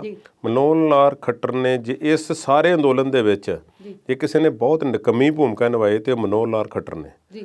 ਯਾਦ ਕਰੋ ਕਿਸਾਨਾਂ ਇੱਕ ਕਿਸਾਨ ਆਗੂ ਨਾਲ ਮੇਰੀ ਗੱਲਬਾਤ ਹੋ ਰਹੀ ਸੀ, ਉਹ ਕਹਿੰਦੇ ਕਿ ਅਸੀਂ ਤਾਂ 2-3 ਦਿਨਾਂ ਦਾ ਪ੍ਰੋਗਰਾਮ ਰੱਖਿਆ ਹੋਇਆ ਸੀ ਦਿੱਲੀ ਦਾ, ਇਹ ਤੇ ਮਨੋਹਰ ਲਾਲ ਖੱਟਰ ਨਾ ਸ਼ੰਭੂ ਬੈਰੀਅਰ ਤੇ ਸਾਨੂੰ ਰੋਕਦਾ ਤੇ ਨਾ ਅਸੀਂ ਉੱਥੇ ਜਾ ਕੇ ਡਟਦੇ ਡੇਰਾ ਲਾਉਂਦੇ। ਸਾਨੂੰ ਤਾਂ ਮੁੜਨਾ ਪੈਣਾ ਸੀ, ਜੋ ਅਸੀਂ ਵਾਅਦਾ ਕੀਤਾ ਹੋਇਆ ਸੀ ਵੀ 2-3 ਦਿਨ ਅਸੀਂ ਦਿੱਲੀ ਜਾਣਾ, ਦਿੱਲੀ ਕੂਚ ਕਰਨਾ। ਤੇ ਇਹ ਖੱਟਰ ਸਾਹਿਬ ਮੀਡੀਆ ਤੇ ਬੈਠ ਕੇ ਕਹਿਣ ਲੱਗ ਪਏ ਨਹੀਂ ਇਸ ਤਰ੍ਹਾਂ ਠੀਕ ਨਹੀਂ, ਦਿੱਲੀ ਕੂਚ ਕਰਨਾ ਕਿਸਾਨਾਂ ਦਾ ਠੀਕ ਨਹੀਂ, ਇਹਨਾਂ ਨੂੰ ਜਾਣ ਨਹੀਂ ਦੇਵਾਂਗੇ, ਅਸੀਂ ਰੋਕਾਂਗੇ। ਤੇ ਰੋਕਣ ਦੀ ਕੋਸ਼ਿਸ਼ ਕੀਤੀ, ਸੜਕਾਂ ਪੁੱਟ ਦਿੱਤੀਆਂ, ਬੈਰੀਕੇਡ ਲਾ ਦਿੱਤੇ, ਨੁਕਸਾਨ ਕੀਤਾ ਕਰਵਾਇਆ, ਟੋਲ ਪਲਾਜ਼ੇ ਵੀ ਬੰਦ ਹੋਏ, ਉਹਨਾਂ ਦਾ ਵੀ ਨੁਕਸਾਨ ਹੋਇਆ, ਪਰ ਕਿਸਾਨ ਇੱਕ ਜਗ੍ਹਾ ਤੇ ਜਾ ਕੇ ਬੈਠ ਗਏ। ਪਰ ਵਸ ਨਹੀਂ ਚੱਲਿਆ ਖੱਟਰ ਸਾਹਿਬ ਦਾ। ਇੱਕ ਗੱਲ ਹੋਰ ਹੈ ਇੱਥੇ ਕਿ ਉਹ ਮਾਈਨੋਰਟੀ ਸਰਕਾਰ ਹੈ, ਬਹੁਮਤ ਨਹੀਂ ਹੈ ਉਹਨਾਂ ਕੋਲ। JJP ਜਿਹੜੀ ਉਹਨਾਂ ਦੀ ਭਾਈਵਾਲ ਪਾਰਟੀ ਹੈ, ਚੌਟਾਲਾ ਸਾਹਿਬ ਦਾ ਜਿਹੜਾ ਫੈਮਿਲੀ ਉਹਨਾਂ ਦੇ ਨਾਲ ਇੱਕ ਹਿੱਸਾ ਜੁੜਿਆ ਹੋਇਆ ਹੈ, ਉਹ ਉਸ ਦੇ ਨਾਲ ਸਪੋਰਟ ਦੇ ਵਿੱਚ ਨੇ, ਉਪ ਮੁੱਖ ਮੰਤਰੀ ਨੇ। ਤੇ ਅੱਜ ਜਦੋਂ ਸਾਡਾ ਪ੍ਰੋਗਰਾਮ ਰਿਕਾਰਡ ਹੋ ਰਿਹਾ ਹੈ ਤੇ ਅਮਿਤ ਸ਼ਾਹ ਦੇ ਨਾਲ ਇਹ ਮਨੋਹਰ ਲਾਲ ਖੱਟਰ ਤੇ ਵਿੱਚ ਚੌਟਾਲਾ ਦੀ ਇੱਕ ਮੀਟਿੰਗ ਹੋਣ ਜਾ ਰਹੀ ਹੈ। ਉਸ ਵਿੱਚੋਂ ਕੀ ਨਿਕਲਦਾ ਹੈ ਇਸ ਗੱਲ ਦਾ ਪਤਾ ਨਹੀਂ, ਪਰ ਮਿਸਕੈਲਕੂਲੇਸ਼ਨ ਦੋਵਾਂ ਆਗੂਆਂ ਦੀ ਬਹੁਤ ਵੱਡੇ ਪੱਧਰ ਤੇ ਆ। ਜਿਹੜੀ ਗਰੇਵਾਲ ਸਾਹਿਬ ਨੇ ਗੱਲ ਕੀਤੀ ਹੈ ਕਿ ਇਹ ਮਹਾ ਪੰਚਾਇਤ ਨੂੰ ਰੋਕਿਆ, ਤੁਸੀਂ ਇੱਕ ਪਾਸੇ ਤੇ ਕਿਸਾਨ ਆਗੂਆਂ ਤੇ ਪਰਚੇ ਕਰ ਰਹੇ ਹੋ ਔਰ ਜਿਹੜੇ ਮੋਹਰੇ ਨੇ ਮੋਰਚਿਆਂ ਦੇ ਵਿੱਚ ਉਹਨਾਂ ਤੇ ਪਰਚੇ ਕਰ ਰਹੇ ਤੇ ਨਾਮ ਲੈ ਰਹੇ ਹੋ ਕਾਮਰੇਡਾਂ ਦਾ। ਸ਼ੁਕਰ ਕਰੋਗੇ ਤੇ ਪਾਕਿਸਤਾਨ ਦਾ ਨਹੀਂ ਕਹਿ ਦਿੱਤਾ। ਇਹ ਕੰਮ ਹੈ ਇਹਨਾਂ ਦਾ ਪੱਕੇ ਤੌਰ ਤੇ, ਇਹ ਸਾਡੇ ਰਿਵਾਜ ਹੈ। ਕਿਸਾਨਾਂ ਨੂੰ ਸਿੱਧਾ ਕਹਿ ਨਹੀਂ ਸਕਦੇ, ਜੇ ਕਹਿਣ ਵੀ ਕਿਸਾਨਾਂ ਨੇ ਕੀਤਾ। ਪੰਜਾਬ ਵਿੱਚ ਕੀ ਹੋਇਆ, ਜੇ ਤੀਕਸ਼ਣ ਸੂਦ ਦੇ ਘਰ ਮੂਹਰੇ ਗੋਹਾ ਸਿੱਟਿਆ ਜਾਂ ਅਸ਼ਵਨੀ ਸ਼ਰਮੇ ਦੀ ਗੱਡੀ ਦਾ ਸ਼ੀਸ਼ਾ ਭੱਜਾ ਜਾਂ ਕੁਛ ਹੋਇਆ ਜਾਂ ਹਰਜੀਤ ਗਰੇਵਾਲ ਦਾ ਹੋ ਰਿਹਾ, ਉਹ ਪਤਾ ਨਹੀਂ ਕਿੱਥੋਂ ਲਫ਼ਜ਼ ਉਹਨਾਂ ਨੇ ਕੱਢ ਲਿਆ। ਹਰਜੀਤ ਗਰੇਵਾਲ ਨੇ ਮਾਓਵਾਦੀ ਨੇ, ਆਹ ਨੇ ਫਲਾਣੇ ਨੇ, ਨੈਕਸਲਾਈਟ ਨੇ, ਜੋ ਘਸੇ ਪਿਟੇ ਪੁਰਾਣੇ ਨਾਮ ਸੀਗੇ ਸਾਰਿਆਂ ਨੂੰ ਇਕੱਠੇ ਕਰਕੇ ਲਿਆ ਕੇ ਉਹ ਨਾਮ ਦੇ ਦਿੱਤੇ ਤੇ ਮੂੰਹ 'ਚੋਂ ਕਿਸਾਨ ਲਫ਼ਜ਼ ਨਹੀਂ ਕੱਢਦੇ। ਜੇ ਕਿਸਾਨ ਕਹਿਣ ਤਾਂ ਫਿਰ ਲੋਕਾਂ ਦਾ ਵਿਦਰੋਹ ਕਿਹੋ ਜਿਹਾ ਹੋਵੇਗਾ, ਫਿਰ ਉਹਨਾਂ ਨੂੰ ਅੰਦਾਜ਼ਾ ਲਾਉਣਾ ਮੁਸ਼ਕਲ ਹੋਵੇਗਾ। ਸੁਰਜੀਤ ਕੁਮਾਰ ਜਿਆਣੀ ਵੀ ਇਸੇ ਸੂਚੀ 'ਚ ਆਉਂਦੇ ਨੇ। ਉਹਨਾਂ ਦਾ ਤੇ ਸਮਝ ਨਹੀਂ ਆਈ ਵੀ ਉਹ ਇੱਕ ਵਾਰ ਤੇ ਉਹਨਾਂ ਨੇ ਚੰਗੇ ਕੁਝ ਬਿਆਨ 1-2 ਵਾਰੀ ਦਿੱਤੇ। ਮਨੋਹਰ ਲਾਲ ਖੱਟਰ ਦੇ ਨਾਲ ਚਲੋ ਮੈਂ ਜੋੜਦਾ ਇਹਨਾਂ ਦੀ ਗੱਲ ਸਾਰੀ। ਸੁਰਜੀਤ ਕੁਮਾਰ ਜਿਆਣੀ ਨੇ ਜਦੋਂ ਉਹ ਮੀਟਿੰਗ ਕਰਕੇ ਆਏ ਨੇ ਦਿੱਲੀ ਔਰ ਗਰੇਵਾਲ ਦੇ ਨਾਲ, ਤੇ ਪਤਾ ਨਹੀਂ ਉਹਨਾਂ ਨੂੰ ਚਾਹ ਦੇ ਵਿੱਚ ਇਹੋ ਜਿਹੀ ਚੀਜ਼ ਪਾ ਦਿੱਤੀ, ਉਹਨਾਂ ਨੇ ਘੋਟ ਕੇ ਪਿਆ ਦਿੱਤੀ ਹੈ ਕਿ ਉਹਨਾਂ ਨੇ ਇਸ ਤਰ੍ਹਾਂ ਉਹਨਾਂ ਨੇ ਆ ਕੇ ਰੰਗ ਬਦਲਿਆ ਜੀ। ਔਰ ਬੜੇ ਪੱਟਾਂ ਤੇ ਹੱਥ ਮਾਰ ਕੇ ਕਹਿੰਦੇ ਨੇ ਕਿ ਨਹੀਂ ਕਰਨੇ ਅਸੀਂ ਤਬਦੀਲ ਕਾਨੂੰਨ ਦੇ, ਜੋ ਮਰਜ਼ੀ ਕਰ ਲਓ ਤੁਸੀਂ। ਪਤਾ ਨਹੀਂ ਇੰਨਾ ਭੈੜਾ ਰਵੱਈਆ ਜਿਹੜਾ ਕਿਵੇਂ ਅਖਤਿਆਰ ਕਰ ਲਿਆ। ਖੈਰ ਇਹਨਾਂ ਦੋਵਾਂ ਦਾ ਵੀ ਸਮਾਜਿਕ ਬਾਈਕਾਟ ਜਿਹੜਾ ਹੈ ਉਹ ਕਰਨ ਦਾ ਕਿਸਾਨਾਂ ਨੇ ਕਿਹਾ ਹੈ। ਇਹ ਬੜੀ ਵੱਡੀ ਗੱਲ ਹੈ, ਸਮਾਜਿਕ ਬਾਈਕਾਟ ਪਿਛਲੇ ਪ੍ਰੋਗਰਾਮਾਂ 'ਚ ਹੋ ਚੁੱਕੀ, ਦੁਬਾਰਾ ਨਾ ਕਰੀਏ। ਪਰ ਸਥਿਤੀ ਜਿਹੜੀ ਹੈ ਇਸ ਵੇਲੇ ਕਾਫੀ ਜਿਹੜੀ ਹੈ ਉਹ ਗੰਭੀਰ ਹੈ। ਕਿਸਾਨਾਂ ਵੱਲ ਉਂਗਲੀ ਕਰਨ ਦੀ ਬਜਾਏ ਕਹਿੰਦੇ ਉਹੀ ਨੇ, ਦਿਲ ਵਿੱਚ ਉਹੀ ਗੱਲ ਹੈ ਕਿ ਕਿਸਾਨ ਸਾਡੇ ਨਾਲ ਇਸ ਤਰ੍ਹਾਂ ਕਰ ਰਹੇ ਨੇ, ਤੇ ਕਦੀ ਕੁਛ, ਕਦੀ ਮਾਓਵਾਦੀ, ਕਦੀ ਕਾਮਰੇਡ, ਕਦੀ ਕੁਛ, ਸਭ ਕੁਝ ਆਖਿਆ ਜਾ ਰਿਹਾ ਹੈ। ਆਪਾਂ ਅਗਲੀਆਂ ਗੱਲਾਂ ਤੇ ਵਿਚਾਰ ਕਰਾਂਗੇ ਪ੍ਰੈਸ ਵੇਲੇ ਵਿਚਾਰ ਚਰਚਾ ਪ੍ਰੋਗਰਾਮ 'ਚ। ਇੱਕ ਬ੍ਰੇਕ ਤੋਂ ਬਾਅਦ ਮਿਲਦੇ ਹਾਂ।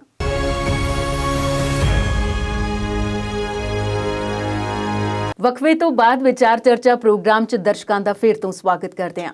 ਤੇ ਗਰੇਵਾਲ ਜੀ, ਕੁਲਦੀਪ ਹੋਰਾਂ ਨੇ ਜਿਹੜੇ ਆਪਾਂ ਬ੍ਰੇਕ ਤੋਂ ਪਹਿਲਾਂ ਜਿਹੜਾ ਸਿਲਸਿਲਾ ਚੱਲ ਰਿਹਾ ਸੀ ਕਿ ਪੰਜਾਬ ਦੇ ਵਿੱਚ ਭਾਜਪਾ ਆਗੂਆਂ ਦਾ ਵਿਰੋਧ ਜਾਰੀ ਹੈ, ਇਹਦੇ 'ਚ ਤੁਸੀਂ ਉਹ ਪਟਿਆਲਾ ਵਾਲੀ ਘਟਨਾ ਜੇ ਸ਼ਾਮਿਲ ਕਰੋ ਤਾਂ ਮੈਨੂੰ ਲੱਗਦਾ ਹੈ ਕਿ ਦਰਸ਼ਕਾਂ ਦੀ ਜਾਣਕਾਰੀ 'ਚ ਹੋਰ ਵਾਧਾ ਹੋ ਜਾਏਗਾ। ਦੇਖੋ, ਪੰਜਾਬ ਦੇ ਵਿੱਚ ਜਿਹੜਾ BJP ਦੇ ਲੀਡਰਸ ਦਾ ਬਾਈਕਾਟ ਹੈ, ਇਹ ਤਾਂ ਕਾਫੀ ਲੰਬੇ ਸਮੇਂ ਤੋਂ ਚੱਲ ਰਿਹਾ ਹੈ। ਜਿਹੜੀ ਤੁਸੀਂ ਹੁਣ ਤਾਜ਼ੀ ਗੱਲ ਕੀਤੀ ਹੈ ਕੱਲ ਦੀ, ਜਿਹੜਾ ਹਰਜੀਤ ਸਿੰਘ ਗਰੇਵਾਲ ਨੂੰ ਘਰਾਓ ਕੀਤਾ ਗਿਆ ਹੈਗਾ ਪਟਿਆਲੇ ਦੇ ਵਿੱਚ, ਉਹ ਜਦੋਂ ਲੋਕਾਂ ਨੂੰ ਉੱਥੇ ਪਤਾ ਲੱਗਿਆ ਕਿਸਾਨਾਂ ਨੂੰ ਕਿ ਇਹ ਇੱਥੇ ਆ ਰਿਹਾ ਹੈ, ਗਿਆ ਤਾਂ ਮੇਰਾ ਖਿਆਲ ਰੋਟੀ ਵਗੈਰਾ ਖਾਣੀ ਜਾਂ ਕਿਸੇ ਰੈਸਟੋਰੈਂਟ ਤੇ ਸੀਗਾ, ਤਾਂ ਉੱਥੇ ਵੀ ਉਹਦਾ ਘਰਾਓ ਹੋ ਗਿਆ ਤੇ ਉਹਦੇ ਖਿਲਾਫ ਨਾਅਰੇ ਲੱਗੇ। ਉਹ ਪਿਛਲੇ ਪਾਸੇ ਦੀ ਕਿਤੋਂ ਨਿਕਲ ਗਿਆ, ਬਾਅਦ 'ਚ ਡਰਾਮੇਬਾਜ਼ੀ ਕਰਦਾ ਕਿ ਮੈਂ ਤਾਂ ਉੱਥੇ ਹੈ ਹੀ ਨਹੀਂ ਸੀ, ਮੇਰੀ ਕਾਰ ਗਲਤੀ ਨਾਲ ਜਾਂ ਪਤਾ ਨਹੀਂ ਕਿਸੇ ਸਕੀਮ ਦੇ ਤਹਿਤ ਮੇਰੇ ਡਰਾਈਵਰ ਨੇ ਲਿਆ ਕੇ ਉੱਥੇ ਖੜਾਤੀ। ਅੱਛਾ ਜੀ। ਉੱਥੋਂ ਇੱਕ ਚੀਜ਼ ਜ਼ਾਹਰ ਹੈ ਕਿ ਹੁਣ ਇਹਨਾਂ ਦੇ ਖਿਲਾਫ ਲੋਕਾਂ ਦਾ ਰੌਹ ਇੰਨਾ ਜ਼ਿਆਦਾ ਵੱਧ ਗਿਆ ਕਿ ਕੋਈ ਪਲੈਨਿੰਗ ਕਰਨ ਦੀ ਵੀ ਲੋੜ ਨਹੀਂ ਪੈਂਦੀ ਜੀ। ਇੱਕ ਤਾਂ ਹੁੰਦਾ ਨਾ ਵੀ ਜਿਵੇਂ ਪਹਿਲਾਂ ਜਲੰਧਰ ਦੇ ਵਿੱਚ ਹੋਇਆ ਸੀਗਾ ਜੀ ਕਿ ਅਸ਼ਵਨੀ ਸ਼ਰਮਾ ਪ੍ਰੈਜ਼ੀਡੈਂਟ ਨੇ ਉੱਥੇ ਕਾਂਗਰਸ ਦੀ ਜਿਹੜੀ ਸਰਕਾਰ ਹੈ ਉਹਦੇ ਖਿਲਾਫ ਪ੍ਰਦਰਸ਼ਨ ਰੱਖਣਾ ਸੀਗਾ ਵੀ 4 ਸਾਲ 'ਚ ਉਹਨਾਂ ਦੀ ਕਾਰਗੁਜ਼ਾਰੀ ਅੱਛੀ ਨਹੀਂ। ਉਹ ਇੱਕ ਨੌਨ ਚੀਜ਼ ਸੀ। ਕਿਸਾਨਾਂ ਨੇ ਪਹਿਲਾਂ ਹੀ ਡਿਕਲੇਅਰ ਕਰਤਾ ਸੀਗਾ ਕਿ ਅਸੀਂ ਉਹਨੂੰ ਰੋਕਾਂਗੇ ਤੇ ਉਹਨਾਂ ਨੇ ਜਾ ਕੇ ਉੱਥੇ ਰੋਕਿਆ। ਚਲੋ ਕਾਫੀ ਜ਼ਿਆਦਾ ਲੋਕ ਆਏ, 1400 ਦੇ ਕਰੀਬ ਪੁਲਿਸ ਪਰਸਨਲ ਵੀ ਲਾਉਣੇ ਪਏ ਉਹਨਾਂ ਨੂੰ ਰੋਕਣ ਦੇ ਲਈ, ਪਾਣੀ ਦੀਆਂ ਬੁਛਾੜਾਂ ਕਰਨੀਆਂ ਪਈਆਂ, ਟੀਅਰ ਗੈਸ ਕਰਨਾ ਪਿਆ। ਉਹ ਇੱਕ ਚੀਜ਼ ਹੈ ਕਿ ਜਦੋਂ ਲੋਕਾਂ ਨੂੰ ਪਤਾ ਲੱਗਦਾ ਵੀ ਬੀਜੇਪੀ ਵਾਲੇ ਇੱਥੇ ਕੁਝ ਕਰ ਰਹੇ ਆ ਜਾਂ ਕੋਈ ਵੱਡਾ ਲੀਡਰ ਜਿਵੇਂ ਅਸ਼ਵਨੀ ਸ਼ਰਮਾ ਆ ਰਿਹਾ ਤਾਂ ਉਹਦਾ ਘਿਰਾਓ ਕਰਨ ਦਾ ਇੱਕ ਪਲਾਨ ਕਰਦੇ ਆ। ਉਹ ਇੱਕ ਚੀਜ਼ ਆ। ਦੂਸਰੀ ਹੈ ਕਿ ਸਡਨ ਜਦੋਂ ਵੀ ਕਿਸੇ ਇਹੋ ਜਿਹੇ ਬੰਦੇ ਦਾ ਜਿਹੜਾ ਬੀਜੇਪੀ ਦੇ ਵਿੱਚ ਖਾਸ ਕਰਕੇ ਉਹ ਜਿਹਾ ਜਿਹੜਾ ਵੋਕਲੀ ਕਿਸਾਨਾਂ ਦੇ ਉਲਟ ਬੋਲਦਾ ਹੋਵੇ, ਜਿਹਦੇ 'ਚ ਹਰਜੀਤ ਸਿੰਘ ਗਰੇਵਾਲ ਤੇ ਗਿਆਨੀ ਦੀ ਜਿਵੇਂ ਆਪਾਂ ਪਹਿਲਾਂ ਗੱਲ ਕਰ ਰਹੇ ਸੀਗੇ ਵੀ ਉਹ ਚਾਹ 'ਚ ਕੁਲਦੀਪ ਸਿੰਘ ਉਹਨਾਂ ਨੇ ਕਿਹਾ ਪਤਾ ਨਹੀਂ ਕੀ ਪਿਲਾਤਾ, ਪਰ ਉਹਨਾਂ ਨੂੰ ਮੇਰਾ ਤਾਂ ਖਿਆਲ ਆ ਚਾਹ 'ਚ ਕੁਝ ਪਿਲਾਉਣ ਦੀ ਲੋੜ ਹੀ ਨਹੀਂ ਸੀਗੀ ਕਿਉਂਕਿ ਉਹ ਉੱਥੇ ਜਾਣ ਤੋਂ ਪਹਿਲਾਂ ਹੀ ਇਹੋ ਜਿਹਾ ਕੁਝ ਬੋਲ ਰਹੇ ਸੀ। ਉੱਥੋਂ ਇਹ ਵੀ ਲੱਗਦਾ ਸੀਗਾ ਵੀ ਇਹ ਜੋ ਕਿ ਐਕਸਪੈਕਟਡ ਹੋਣਾ ਚਾਹੀਦਾ ਹੈ। ਪੰਜਾਬ ਦੇ ਜਿਹੜੇ ਵੀ ਕੋਈ ਬੀਜੇਪੀ ਲੀਡਰ ਹੈ ਉਹਨਾਂ ਤੋਂ ਸਾਨੂੰ ਆਸ ਰੱਖਣੀ ਚਾਹੀਦੀ ਹੈ ਵੀ ਜੇ ਉਹ ਪ੍ਰਾਈਮ ਮਿਨਿਸਟਰ ਕੋਲੇ ਜਾਣਗੇ ਤਾਂ ਉਹ ਕਿਸਾਨਾਂ ਦੇ ਹੱਕ ਦੀ ਗੱਲ ਕਰਨਗੇ ਤੇ ਉਹਨੂੰ ਇਹ ਗੱਲ ਸਮਝਾਉਣ ਦੀ ਕੋਸ਼ਿਸ਼ ਕਰਨਗੇ ਕਿ ਅਸੀਂ ਇਹ ਕਾਨੂੰਨ ਜਿਹੜੇ ਹੈਗੇ ਵਾਪਸ ਲੈਣ ਬਾਰੇ ਸੋਚੀਏ ਕਿਉਂਕਿ ਸਾਰਾ ਜਿਹੜਾ ਕਿਸਾਨ ਹੈ ਇਹ ਚੀਜ਼ ਚਾਹੁੰਦਾ ਹੈ। ਪਰ ਇਹਨਾਂ ਦੇ ਜਿਹੜੇ ਪਹਿਲਾਂ ਬਿਆਨ ਸੀ ਜਾਂ ਬਾਅਦ 'ਚ ਸੀ ਉਹਨਾਂ ਤੋਂ ਸਾਰਿਆਂ ਤੋਂ ਸਪਸ਼ਟ ਹੁੰਦਾ ਹੈ ਕਿ ਉਹ ਅੰਦਰ ਜਾ ਕੇ ਕੀ ਗੱਲਾਂ ਕਰਕੇ ਆਏ ਹੋਣਗੇ। ਉਹ ਚੀਜ਼ਾਂ ਲੋਕਾਂ ਤੋਂ ਵੀ ਲੁਕੀਆਂ ਨਹੀਂ ਹੋਈਆਂ ਤੇ ਉਹਦਾ ਅਸਰ ਹੁਣ ਇਹ ਹੋ ਚੁੱਕਿਆ ਕਿ ਇਹੋ ਜਿਹੇ ਬੰਦੇ ਜੇ ਸਡਨਲੀ ਵੀ ਕਿਤੇ ਪਬਲਿਕ ਦੇ ਵਿੱਚ ਅਪੀਅਰ ਹੋਣਗੇ ਤਾਂ ਉਹਨਾਂ ਨਾਲ ਆਹੀ ਕੁੱਤੇ ਖਾਣੀ ਹੋਣੀ ਹੈ, ਜਿੱਥੇ ਮਰਜ਼ੀ ਚਲੇ ਜਾਣ ਉਹ ਬਚ ਨਹੀਂ ਸਕਦੇ। ਤੇ ਇਹ ਹਲੇ ਛੋਟੀ ਗੱਲ ਹੈ, ਹਜੇ ਥੋੜਾ ਹੈ, ਜਿਉਂ-ਜਿਉਂ ਸਮਾਂ ਲੰਘਣਾ ਹੈ ਇਹ ਵੱਧਦਾ ਜਾਣਾ ਹੈ। ਇਹਦਾ ਹਰਜੀਤ ਸਿੰਘ ਗਰੇਵਾਲ ਦਾ ਅਸੀਂ ਆ ਪਟਿਆਲੇ ਵਾਲੀ ਗੱਲ ਤਾਂ ਚਲੋ ਇੱਕ ਹੋ ਗਈ। ਉਸ ਤੋਂ ਪਹਿਲਾਂ ਜੇ ਦੇਖੀਏ ਇਹਦੇ ਪਿੰਡ 'ਚ ਧਨੌਲੇ ਜਿੱਥੇ ਇਹਦੀ ਜ਼ਮੀਨ ਹੈ ਉੱਥੇ ਪਿੰਡ ਵਾਲਿਆਂ ਨੇ ਡਿਕਲੇਅਰ ਕੀਤਾ ਹੈ ਵੀ ਕੋਈ ਬੰਦਾ ਇਹਦੀ ਜ਼ਮੀਨ ਠੇਕੇ ਤੇ ਨਾ ਲਿਓ, ਤੁਸੀਂ ਪੈਸੇ ਫਸਾ ਬੈਠੇ ਫੇਰ ਨਾ ਕਿਹੋ ਵੀ ਅਸੀਂ ਤੁਹਾਡਾ ਨੁਕਸਾਨ ਕਰਾਤਾ, ਪਹਿਲਾਂ ਹੀ ਸੋਚ ਲਿਓ। ਉਹ ਇੱਕ ਲੰਬਾ ਸਿਸਟਮ ਬਣ ਗਿਆ। ਹੁਣ ਜਿਹੜੇ ਇਹ ਬੰਦੇ ਇਹੋ ਜਿਹੇ ਕੰਮ ਕਰਨਗੇ ਬੀਜੇਪੀ ਦੇ ਖੁੱਲ੍ਹ ਕੇ ਕਿਸਾਨਾਂ ਨੂੰ ਅਪੋਜ਼ ਕਰਨਗੇ ਉਹਨਾਂ ਨੂੰ ਪਬਲਿਕ ਦੇ ਵਿੱਚ ਵਿਚਰਨਾ ਕੋਈ ਗਾਹਾਂ ਸੌਖਾ ਨਹੀਂ ਰਹਿਣਾ। ਗਰੇਵਾਲ ਜੀ, ਹੁਣ ਆਪਾਂ ਕੁਲਦੀਪ ਜੀ ਵੱਲ ਆਉਂਦੇ ਹਾਂ। ਪਾਰਲੀਮੈਂਟ ਦੀ ਸਥਾਈ ਕਮੇਟੀ ਦੇ ਜਿਹੜੇ ਮੈਂਬਰ ਨੇ ਸੁਖਦੇਵ ਸਿੰਘ ਢੀਂਡਸਾ ਤੇ ਬਾਜਵਾ ਨੇ ਕੱਲ ਜਿਹੜੀ ਬੈਠਕ ਹੋਈ ਉਹਦੇ 'ਚੋਂ ਵਾਕਆਊਟ ਕੀਤਾ, ਇਹਦੀ ਵਜ੍ਹਾ ਕੀ ਹੈ? ਇਸ ਤਰ੍ਹਾਂ ਦੀਆਂ ਕਮੇਟੀਆਂ ਬਹੁਤ ਸਾਰੀਆਂ ਹੁੰਦੀਆਂ ਨੇ ਜੀ। ਜਿਹੜੇ ਸਰਕਾਰੀ ਇੱਕ ਧਿਰ ਹੈ ਭਾਜਪਾ ਤੇ ਉਸ ਦੇ ਭਾਈਵਾਲ ਪਾਰਟੀਆਂ ਜਿਹੜੇ ਨੇ ਉਹ ਮੰਤਰੀ ਨੇ, ਵਜ਼ੀਰ ਨੇ ਤੇ ਉਹਨਾਂ ਕੋਲ ਦੂਸਰੇ ਕਿਸਮ ਦੇ ਅਹੁਦੇ ਨੇ। ਫਿਰ ਸਪੀਕਰ ਦੇ ਅਹੁਦੇ ਆਏ ਤੇ ਫਿਰ ਕਮੇਟੀਆਂ ਦੂਸਰੀਆਂ ਪਾਰਟੀਆਂ ਨੂੰ ਵੀ ਲੈ ਕੇ ਬਣਾਈਆਂ ਜਾਂਦੀਆਂ ਨੇ। ਇਸੇ ਤਰ੍ਹਾਂ ਰਾਜ ਸਭਾ ਮੈਂਬਰ ਆਪਣੇ ਸਾਡੇ ਸੁਖਦੇਵ ਸਿੰਘ ਢੀਂਡਸਾ ਤੇ ਪ੍ਰਤਾਪ ਸਿੰਘ ਬਾਜਵਾ ਇਹ ਵੀ ਇੱਕ ਕਮੇਟੀ ਦੇ ਵਿੱਚ ਹਨ। ਉਹ ਜਿਹੜੀ ਕਮੇਟੀ ਆ ਬੇਸਿਕਲੀ ਖੇਤੀਬਾੜੀ ਨਾਲ ਸੰਬੰਧਿਤ ਹੈ। ਖੇਤੀਬਾੜੀ ਨਾਲ ਸੰਬੰਧਿਤ ਮਾਮਲਿਆਂ ਨੂੰ ਦੇਖਦੀ ਹੈ ਕਿ ਚੰਗੀ ਜਿਹੜੀ ਵੱਡੀ ਕਮੇਟੀ ਆ 3 ਮਿਨਿਸਟਰੀਜ਼ ਜਿਹੜੀਆਂ ਹਨ ਉਹਨਾਂ ਨੂੰ ਸਲਾਹ ਇਹ ਕਮੇਟੀ ਦੇ ਸਕਦੀ ਆ, ਜਿਨ੍ਹਾਂ ਵਿੱਚੋਂ ਖੇਤੀਬਾੜੀ ਵੀ ਹੈ ਤੇ ਐਨੀਮਲ ਹਸਬੈਂਡਰੀ ਵੀ ਹੈ, ਪਸ਼ੂ ਪਾਲਣ ਦਾ ਜਿਹੜਾ ਕਿੱਤਾ, ਤੇ ਇੱਕ ਹੋਰ ਹੈ। ਸੋ ਇਹਨਾਂ ਨੂੰ ਸਲਾਹ ਦੇਣੀ ਹੁੰਦੀ ਆ। ਉਹਦੀ ਮੀਟਿੰਗ ਸੀ ਤੇ ਮੀਟਿੰਗ ਦੇ ਵਿੱਚ ਜਦੋਂ ਸੁਖਦੇਵ ਸਿੰਘ ਢੀਂਡਸਾ ਨੇ ਗੱਲ ਕੀਤੀ ਕਿ ਇਸ ਦੇ ਵਿੱਚ ਖੇਤੀ ਜਿਹੜੇ ਆਰਡੀਨੈਂਸ ਜਾਰੀ ਕੀਤੇ ਗਏ ਨੇ ਇਹਨਾਂ ਦੀ ਗੱਲ ਕਰੀਏ ਤੇ ਉਹਨਾਂ 'ਤੇ ਕੋਈ ਵਿਚਾਰ ਪਾਈਏ, ਉਹਨਾਂ 'ਤੇ ਕੋਈ ਵਿਚਾਰ ਚਰਚਾ ਕਰਕੇ ਤੇ ਸਰਕਾਰ 'ਤੇ ਦਬਾਅ ਪਾਈਏ ਵਾਪਸ ਹੋਣ। ਉਹਨਾਂ ਨੇ ਸਪਸ਼ਟ ਜਿਹੜੇ ਉਹਨਾਂ ਦੇ ਚੇਅਰਮੈਨ ਸੀ ਉਹਨਾਂ ਨੇ ਨਾ ਕਰ ਦਿੱਤੀ ਕਿ ਨਹੀਂ, ਇਹ ਗੱਲ ਇੱਥੇ ਨਹੀਂ ਹੋਣੀ, ਇਹ ਗੱਲ ਨਹੀਂ ਕੀਤੀ ਜਾਣੀ ਚਾਹੀਦੀ। ਹੈ ਤੇ ਛੋਟੀ ਜਿਹੀ ਗੱਲ ਹੈ ਪਰ ਦੇਖੋ ਸਰਕਾਰ ਦੇ ਬੰਦੇ ਔਰ ਸਰਕਾਰ ਨੂੰ ਰਿਪਰੈਜ਼ੈਂਟ ਕਰ ਰਹੇ ਲੋਕਾਂ ਦਾ ਵਤੀਰਾ ਇਸ ਵਿੱਚੋਂ ਝਲਕਦਾ ਹੈ ਕਿ ਖੇਤੀਬਾੜੀ ਨਾਲ ਸੰਬੰਧਿਤ ਕਮੇਟੀ ਹੈ, ਖੇਤੀਬਾੜੀ ਨਾਲ ਸੰਬੰਧਿਤ ਕਿੱਤਿਆਂ ਦੀ ਕਮੇਟੀ ਹੈ ਜਾਂ ਕੁਝ ਵੀ ਇਸੇ ਸਿਸਟਮ ਦੇ ਤਹਿਤ ਹੈ। ਇੱਕ ਹੋਰ ਕਮੇਟੀ ਵੀ ਹੈ ਜਿਹੜੀ ਜੋ ਖਾਦਾਂ ਪਾਉਂਦੇ ਨੇ ਖੇਤਾਂ ਵਿੱਚ ਫਰਟੀਲਾਈਜ਼ਰ ਪਾਇਆ ਜਾਂਦਾ ਉਸ ਨਾਲ ਸੰਬੰਧਿਤ ਹੈ। ਬਹੁਤ ਸਾਰੀਆਂ ਇਸ ਤਰ੍ਹਾਂ ਦੀਆਂ ਕਮੇਟੀਆਂ ਹੁੰਦੀਆਂ ਨੇ। ਜੇ ਫਿਰ ਇਹਨਾਂ ਦੀ ਗੱਲ ਨਹੀਂ ਸੁਣਨੀ, ਉੱਥੇ ਪ੍ਰੋਪਰ ਤਰੀਕੇ ਨਾਲ ਕੋਈ ਡਿਸਕਸ਼ਨ ਨਹੀਂ ਕਰਨੀ ਤੇ ਫਿਰ ਕਮੇਟੀਆਂ ਬਣਾਉਣ ਦਾ ਫਾਇਦਾ ਕੀ ਹੈ? ਸੋ ਉਹਨਾਂ ਨੇ ਫੈਸਲਾ ਕੀਤਾ ਤੇ ਦੋਵੇਂ ਪੰਜਾਬ ਦੇ ਰਿਪਰੈਜ਼ੈਂਟੇਟਿਵ ਜਿਹੜੇ ਨੇ ਉਸ ਕਮੇਟੀ ਦੇ ਵਿੱਚੋਂ ਉੱਠ ਕੇ ਬਾਹਰ ਆ ਗਏ ਔਰ ਇਹ ਇੱਕ ਉਹਨਾਂ ਨੇ ਚੰਗਾ ਫੈਸਲਾ ਜਿਹੜਾ ਸੀ ਉਹਨਾਂ ਨੂੰ ਸ਼ਾਇਦ ਕੋਈ ਬਾਅਦ ਵਿੱਚ ਮੀਟਿੰਗ ਤੇ ਪਤਾ ਨਹੀਂ ਉਹਨੇ ਕੀਤੀ ਜਾਂ ਨਹੀਂ ਕੀਤੀ, ਪਰ ਉਹਨਾਂ ਨੇ ਕਿਹਾ ਕਿ ਨਹੀਂ ਅਸੀਂ ਤੇ ਇੱਕੋ ਹੀ ਮੁੱਦਾ ਸੀ ਸਾਡਾ ਪਸ਼ੂ ਪਾਲਣ ਦਾ, ਅਸੀਂ ਉਹ 'ਤੇ ਗੱਲ ਕਰਨੀ ਸੀ। ਤੁਸੀਂ ਦੇਸ਼ ਨੂੰ ਰਿਪਰੈਜ਼ੈਂਟ ਕਰ ਰਹੇ ਹੋ, ਦੇਸ਼ ਵਿੱਚ ਇਸ ਤੋਂ ਵੱਡਾ ਇਸ ਵੇਲੇ ਮੁੱਦਾ ਕੋਈ ਨਹੀਂ, ਪਸ਼ੂ ਪਾਲਣ ਦਾ ਮੁੱਦਾ ਸਿਰ 'ਚ ਮਾਰਨਾ ਤੁਸੀਂ ਇਸ ਮੁੱਦੇ 'ਤੇ ਗੱਲਬਾਤ ਕਰੋ। ਸੋ ਇਹ ਪੰਜਾਬ ਦੇ ਆਗੂਆਂ ਨੇ ਚੰਗਾ ਫੈਸਲਾ ਲਿਆ ਕਿ ਉੱਥੋਂ ਵਾਕਆਊਟ ਕੀਤਾ। ਤੇ ਗਰੇਵਾਲ ਜੀ ਤੁਹਾਡੇ ਵੱਲ ਆਵਾਂਗੇ ਤੇ ਹੁਣ ਕਰੋਨਾ ਦੀ ਗੱਲ ਕਰੀਏ। ਕਰੋਨਾ ਖਤਮ ਹੋਣ ਦੇ ਕੰਢੇ ਹੈ ਭਾਰਤ ਦੇ ਵਿੱਚ ਕਹਿੰਦੇ ਨੇ, ਤੇ ਇਸ ਦੌਰਾਨ ਕਰੋਨਾ ਦਾ ਟੀਕਾਕਰਨ ਸ਼ੁਰੂ ਹੋਣ ਵਾਲਾ ਹੈ। ਪ੍ਰਧਾਨ ਮੰਤਰੀ ਨੇ ਕੱਲ ਬਹੁਤ ਕੁਝ ਆਖਿਆ ਹੈ। ਪਹਿਲਾਂ ਤਾਂ ਮੁੱਖ ਮੰਤਰੀਆਂ ਨਾਲ ਬੈਠਕ ਕੀਤੀ ਹੈ ਤੇ ਹੁਣ ਕਰੋਨਾ ਵੈਕਸੀਨ ਦੇ ਟਰੱਕ ਜਿਹੜੇ ਨੇ ਭਰ ਕੇ ਵੱਖ-ਵੱਖ ਸਟੇਟਾਂ 'ਚ ਭੇਜਣ ਦਾ ਸਿਲਸਿਲਾ ਸ਼ੁਰੂ ਕੀਤਾ ਹੈ। ਇਹਦੇ ਬਾਰੇ ਦੱਸੋ ਵੀ ਪ੍ਰਧਾਨ ਮੰਤਰੀ ਨੇ ਅਸਲ 'ਚ ਕਿਹਾ ਕੀ ਹੈ? ਕਿ ਜਿਹੜਾ ਹੁਣ ਦੋਏ ਗੱਲਾਂ ਹੈ, ਇੱਕ ਤਾਂ ਜਿਹੜੀ ਤੁਸੀਂ ਗੱਲ ਕੀਤੀ ਹੈ ਕਿ ਕਰੋਨਾ ਵੈਸੇ ਹੀ ਖਤਮ ਹੋਣ ਦੇ ਨੇੜੇ ਪਹੁੰਚਿਆ ਹੋਇਆ ਹੈ, ਤੇ ਦੂਜੇ ਪਾਸੇ ਜਿਹੜੀ ਵੈਕਸੀਨ ਹੈ ਜੀ ਉਹ ਵੀ ਲੱਗਣੀ ਸ਼ੁਰੂ ਹੋ ਰਹੀ ਹੈ। ਦੋਏ ਚੀਜ਼ਾਂ ਬੜੀਆਂ ਅੱਛੀਆਂ ਨੇ ਵੈਸੇ ਤਾਂ। ਇੱਕ ਤਾਂ ਪਹਿਲਾਂ ਹੀ ਆਪਣੇ ਆਪ ਹੀ ਖਤਮ ਹੋਣ ਜਾ ਰਿਹਾ ਹੈ, ਫਿਰ ਵੀ ਜਿਹੜੀ ਕਸਰ ਰਹਿ ਜੂਗੀ ਉਹ ਵੈਕਸੀਨ ਜੇ ਲੱਗੂਗੀ ਤਾਂ ਉਹਦੇ ਨਾਲ ਉਹ ਵੀ ਰਿਮੂਵ ਹੋ ਜੂਗੀ। ਇਹ ਜਿਹੜਾ ਹੁਣ ਪ੍ਰਾਈਮ ਮਿਨਿਸਟਰ ਜੀ ਨੇ ਜਿਹੜੀ ਗੱਲ ਕੀਤੀ ਹੈ ਵੈਕਸੀਨ ਬਾਰੇ, ਇਹਦੇ 'ਚ ਉਹਨਾਂ ਨੇ ਇੱਕ ਤਾਂ ਇਹ ਦੱਸਿਆ ਕਿ ਇਹਦੇ 'ਚ ਪਹਿਲਾ ਫੇਜ਼ ਹੈ ਜਿਹੜਾ, ਚਾਹੇ ਉਹਨੂੰ ਵੀ ਦੋ ਹਿੱਸਿਆਂ 'ਚ ਉਹਨਾਂ ਨੇ ਡਿਵਾਈਡ ਕੀਤਾ, ਫਸਟ ਫੇਜ਼ ਨੂੰ ਵੀ।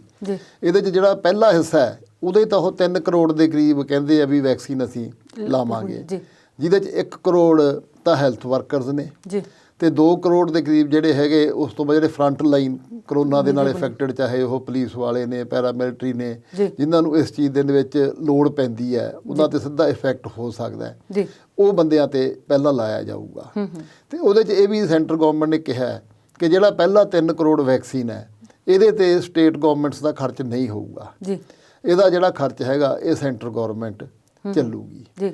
ਉਸ ਤੋਂ ਅੱਗੇ ਟੋਟਲ 30 ਕਰੋੜ ਕਰਨ ਦਾ ਇਹਨਾਂ ਦਾ ਟੀਚਾ ਹੈਗਾ ਕਿ 27 ਕਰੋੜ ਹੋਰ ਬੰਦਾ ਇਹਦੇ 'ਚ ਐਡ ਕੀਤਾ ਜਾਊਗਾ, ਜਿਹੜਾ ਤਕਰੀਬਨ 6 ਤੋਂ ਲੈ ਕੇ 8 ਮਹੀਨੇ ਦੇ ਅੰਦਰ 30 ਕਰੋੜ ਟੋਟਲ ਬੰਦੇ ਨੂੰ ਵੈਕਸੀਨ ਕਰ ਦਿੱਤਾ ਜਾਊਗਾ।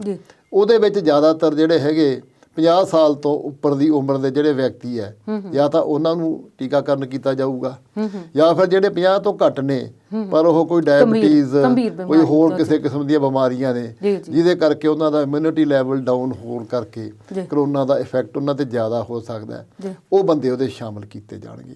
ਇਹ ਪਰ ਇੱਕ ਬੜਾ ਕੋਈ ਛੋਟਾ ਪ੍ਰੋਜੈਕਟ ਨਹੀਂ ਹੈ, ਬੜਾ ਵੱਡਾ ਪ੍ਰੋਜੈਕਟ ਹੈ। ਇਹਦੇ ਲਈ ਉਹ ਕਹਿੰਦੇ ਵੀ 5-6 ਲੱਖ ਦੇ ਕਰੀਬ ਜਿਹੜੇ ਆਫੀਸ਼ੀਅਲਸ ਨੂੰ ਤਿਆਰ ਕੀਤਾ ਗਿਆ, ਜਿਹਦੇ 'ਚ 61,000 ਦੇ ਕਰੀਬ ਤਾਂ ਜਿਹੜੇ ਪ੍ਰੋਗਰਾਮ ਮੈਨੇਜਰ ਨੇ ਉਹ ਨੇ, ਉਹ ਥੋੜ੍ਹਾ ਜਿਹਾ ਹਾਈ ਲੈਵਲ 'ਤੇ ਕੰਟਰੋਲ ਕਰਨਗੇ। ਉਸ ਤੋਂ ਅੱਗੇ ਫਿਰ 2 ਲੱਖ ਦੇ ਕਰੀਬ ਵੈਕਸੀਨੇਟਰ ਨੇ, ਕਿਉਂਕਿ ਵੈਕਸੀਨ ਵੀ ਜਿਵੇਂ ਹੁਣ ਇੱਕ ਸੈਂਟਰ ਹੈ, ਵੈਕਸੀਨੇਟਰਸ ਦੀ ਵੀ ਬਹੁਤ ਲੋੜ ਹੈ। ਇੱਕ ਸੈਂਟਰ 'ਤੇ ਤਕਰੀਬਨ 100 ਦੇ ਕਰੀਬ ਬੰਦਿਆਂ ਨੂੰ ਇੱਕ ਦਿਨ ਦੇ ਵਿੱਚ ਇੰਜੈਕਸ਼ਨ ਦਿੱਤਾ ਜਾ ਸਕਦਾ ਹੈ। ਇਸ ਕਰਕੇ ਉਹ ਵੈਕਸੀਨੇਟਰਸ ਦੀ ਤੇ ਸੈਂਟਰਸ ਦੀ ਡਿਵੈਲਪਮੈਂਟ ਉਹ ਵੀ ਕਾਫੀ ਵੱਡਾ ਪ੍ਰੋਜੈਕਟ ਹੋ ਜਾਣਾ ਹੈ। ਉਸੇ ਤਰ੍ਹਾਂ ਕੋਈ 3,70,000 ਦੇ ਕਰੀਬ ਹੋਰ ਟੀਮ ਵਰਕਰਸ ਨੇ ਜਿਹੜੇ ਉਹਨਾਂ ਨੂੰ ਐਸੋਸੀਏਟ ਕਰਨਗੇ ਤੇ ਹੋਰ ਚੀਜ਼ਾਂ ਦੇ ਵਿੱਚ ਸਹਿਯੋਗ ਦੇਣਗੇ, ਉਹ ਅਲੱਗ ਹੈ। ਇਹ ਕੁੱਲ ਵੱਲੋਂ 5-6 ਲੱਖ ਬੰਦਾ ਇਹਦੇ 'ਚ ਟ੍ਰੇਨ ਕੀਤਾ ਜਾ ਚੁੱਕਿਆ ਜਿਹੜਾ ਇਹਨੂੰ ਕਰੂਗਾ। ਤੇ ਦੂਸਰੀ ਗੱਲ ਹੈ ਇਹਦੇ 'ਚ ਜਿਹੜਾ ਪਰ 2 ਚੀਜ਼ਾਂ 'ਚ ਆਈਆਂ ਨੇ ਜਿਹੜੀਆਂ 2 ਮੇਨ ਵੈਕਸੀਨਸ ਹਜੇ ਤੱਕ ਆਈਆਂ ਹੈ। ਪਹਿਲੀ ਤਾਂ ਜਿਹੜੀ ਆਕਸਫੋਰਡ ਵਾਲਿਆਂ ਦੀ ਹੈ, ਜਿਹਨੂੰ ਇੰਡੀਆ ਦੇ ਵਿੱਚ ਸੀਰਮ ਇੰਸਟੀਚਿਊਟ ਆਫ ਇੰਡੀਆ ਜਿਹੜਾ ਹੈਗਾ ਉਹ ਮੈਨੂਫੈਕਚਰ ਕਰ ਰਿਹਾ ਹੈ। ਉਹਦੀ ਕੋਈ 5 ਤੋਂ 7 ਕਰੋੜ ਦੇ ਕਰੀਬ ਵੈਕਸੀਨੇਸ਼ਨ ਜਿਹੜੀ ਵੈਕਸੀਨ ਦੀ ਵਾਇਲਸ ਨੇ ਉਹ ਇਸ ਵਕਤ ਇਹਨਾਂ ਕੋਲ ਰੈਡੀ ਸਟਾਕ 'ਚ, ਬਾਕੀ ਚਲੋ ਨਾਲ ਦੀ ਨਾਲ ਅਵੇਲੇਬਲ ਹੋ ਜਾਣਗੀਆਂ। ਇਹਦੀ ਤਾਂ ਜਿਹੜੀ ਟਰਾਇਲ ਹੈ ਉਹ UK 'ਚ ਵੀ ਲੱਗ ਚੁੱਕਿਆ ਹੈ ਤੇ ਟੈਸਟਿੰਗ ਪਹਿਲਾਂ ਵੀ ਬਹੁਤ ਜ਼ਿਆਦਾ ਹੋ ਚੁੱਕੀ ਹੈ। ਜਿਹੜਾ ਦੂਸਰਾ ਹੈਗਾ ਜਿਹੜਾ ਪਿਓਰਲੀ ਹਿੰਦੁਸਤਾਨ ਦੇ ਵਿੱਚ ਬਣਿਆ ਹੋਇਆ ਹੈ, ਭਾਰਤ ਬਾਇਓਟੈਕ ਨੇ ਜਿਹੜਾ ਬਣਾਇਆ ਹੈ, ਉਹਦੇ 'ਤੇ ਹਜੇ ਕਈ ਸਾਇੰਟਿਸਟ ਨੇ ਜਾਂ ਕੋਈ ਹੈਲਥ ਜਿਹੜੇ ਆਫੀਸਰ ਵੱਡੇ ਪੁਰਾਣੇ ਬੰਦੇ ਹੈਗੇ, ਉਹਨਾਂ ਨੇ ਥੋੜ੍ਹੀ ਜਿਹੀ ਸ਼ੰਕਾ ਜ਼ਾਹਰ ਕੀਤੀ ਹੈ ਕਿ ਇਹਨੂੰ ਹਲੇ ਇੰਨਾ ਪਬਲਿਕਲੀ ਨਹੀਂ ਯੂਜ਼ ਕੀਤਾ ਜਾਣਾ ਚਾਹੀਦਾ ਸੀਗਾ, ਕਿਉਂਕਿ ਇਹਦੀਆਂ ਜਿੰਨੀਆਂ ਟਰਾਇਲਸ ਚਾਹੀਦੀਆਂ ਨੇ ਉਹਨਾਂ ਲੰਬੇ ਸਮੇਂ ਲਈ ਇਹਨੂੰ ਹਜੇ ਤੱਕ ਟਰਾਇਲ ਪੂਰੀ ਨਹੀਂ ਕੀਤੀ ਹੋਈ। ਪਰ ਹੁਣ ਇਹ ਸਰਕਾਰ ਜਾਣਦੀ ਹੈ ਵੀ ਕਿਸ ਤਰ੍ਹਾਂ ਉਹ ਇਸ ਚੀਜ਼ ਨੂੰ ਕਲੀਅਰ ਨੇ ਕਿ ਇਹ ਸਪਸ਼ਟ ਤੌਰ 'ਤੇ ਠੀਕ ਹੋ ਚੁੱਕਿਆ ਹੈ। ਇਹ ਹੁਣ ਸਮਾਂ ਦੱਸੂਗਾ। ਬਾਕੀ ਚਲੋ ਆਸ ਆਪਾਂ ਨੂੰ ਚੰਗੀ ਵੀ ਕਰਨੀ ਚਾਹੀਦੀ ਹੈ ਕਿ ਇਸ ਲੈਵਲ 'ਤੇ ਜੇ ਵੈਕਸੀਨੇਸ਼ਨ ਹੁੰਦੀ ਹੈ ਤਾਂ 30 ਕਰੋੜ ਬੰਦਾ ਵੀ ਜੇ 7-8 ਮਹੀਨੇ 'ਚ ਨਿਪਟ ਜਾਂਦਾ ਹੈ, ਇਹ ਵੀ ਕਾਫੀ ਵੱਡਾ ਇੱਕ ਉਪਰਾਲਾ ਹੈ। ਜੀ ਕਰੋਨਾ ਤੇ ਕੁਲਦੀਪ ਜੀ ਤੁਹਾਡੇ ਵੱਲ ਆਵਾਂਗੇ, ਪਰ ਇਸ ਵੇਲੇ ਪ੍ਰੋਗਰਾਮ ਦੇ ਵਿੱਚ ਬ੍ਰੇਕ ਲੈਂਦੇ ਹਾਂ।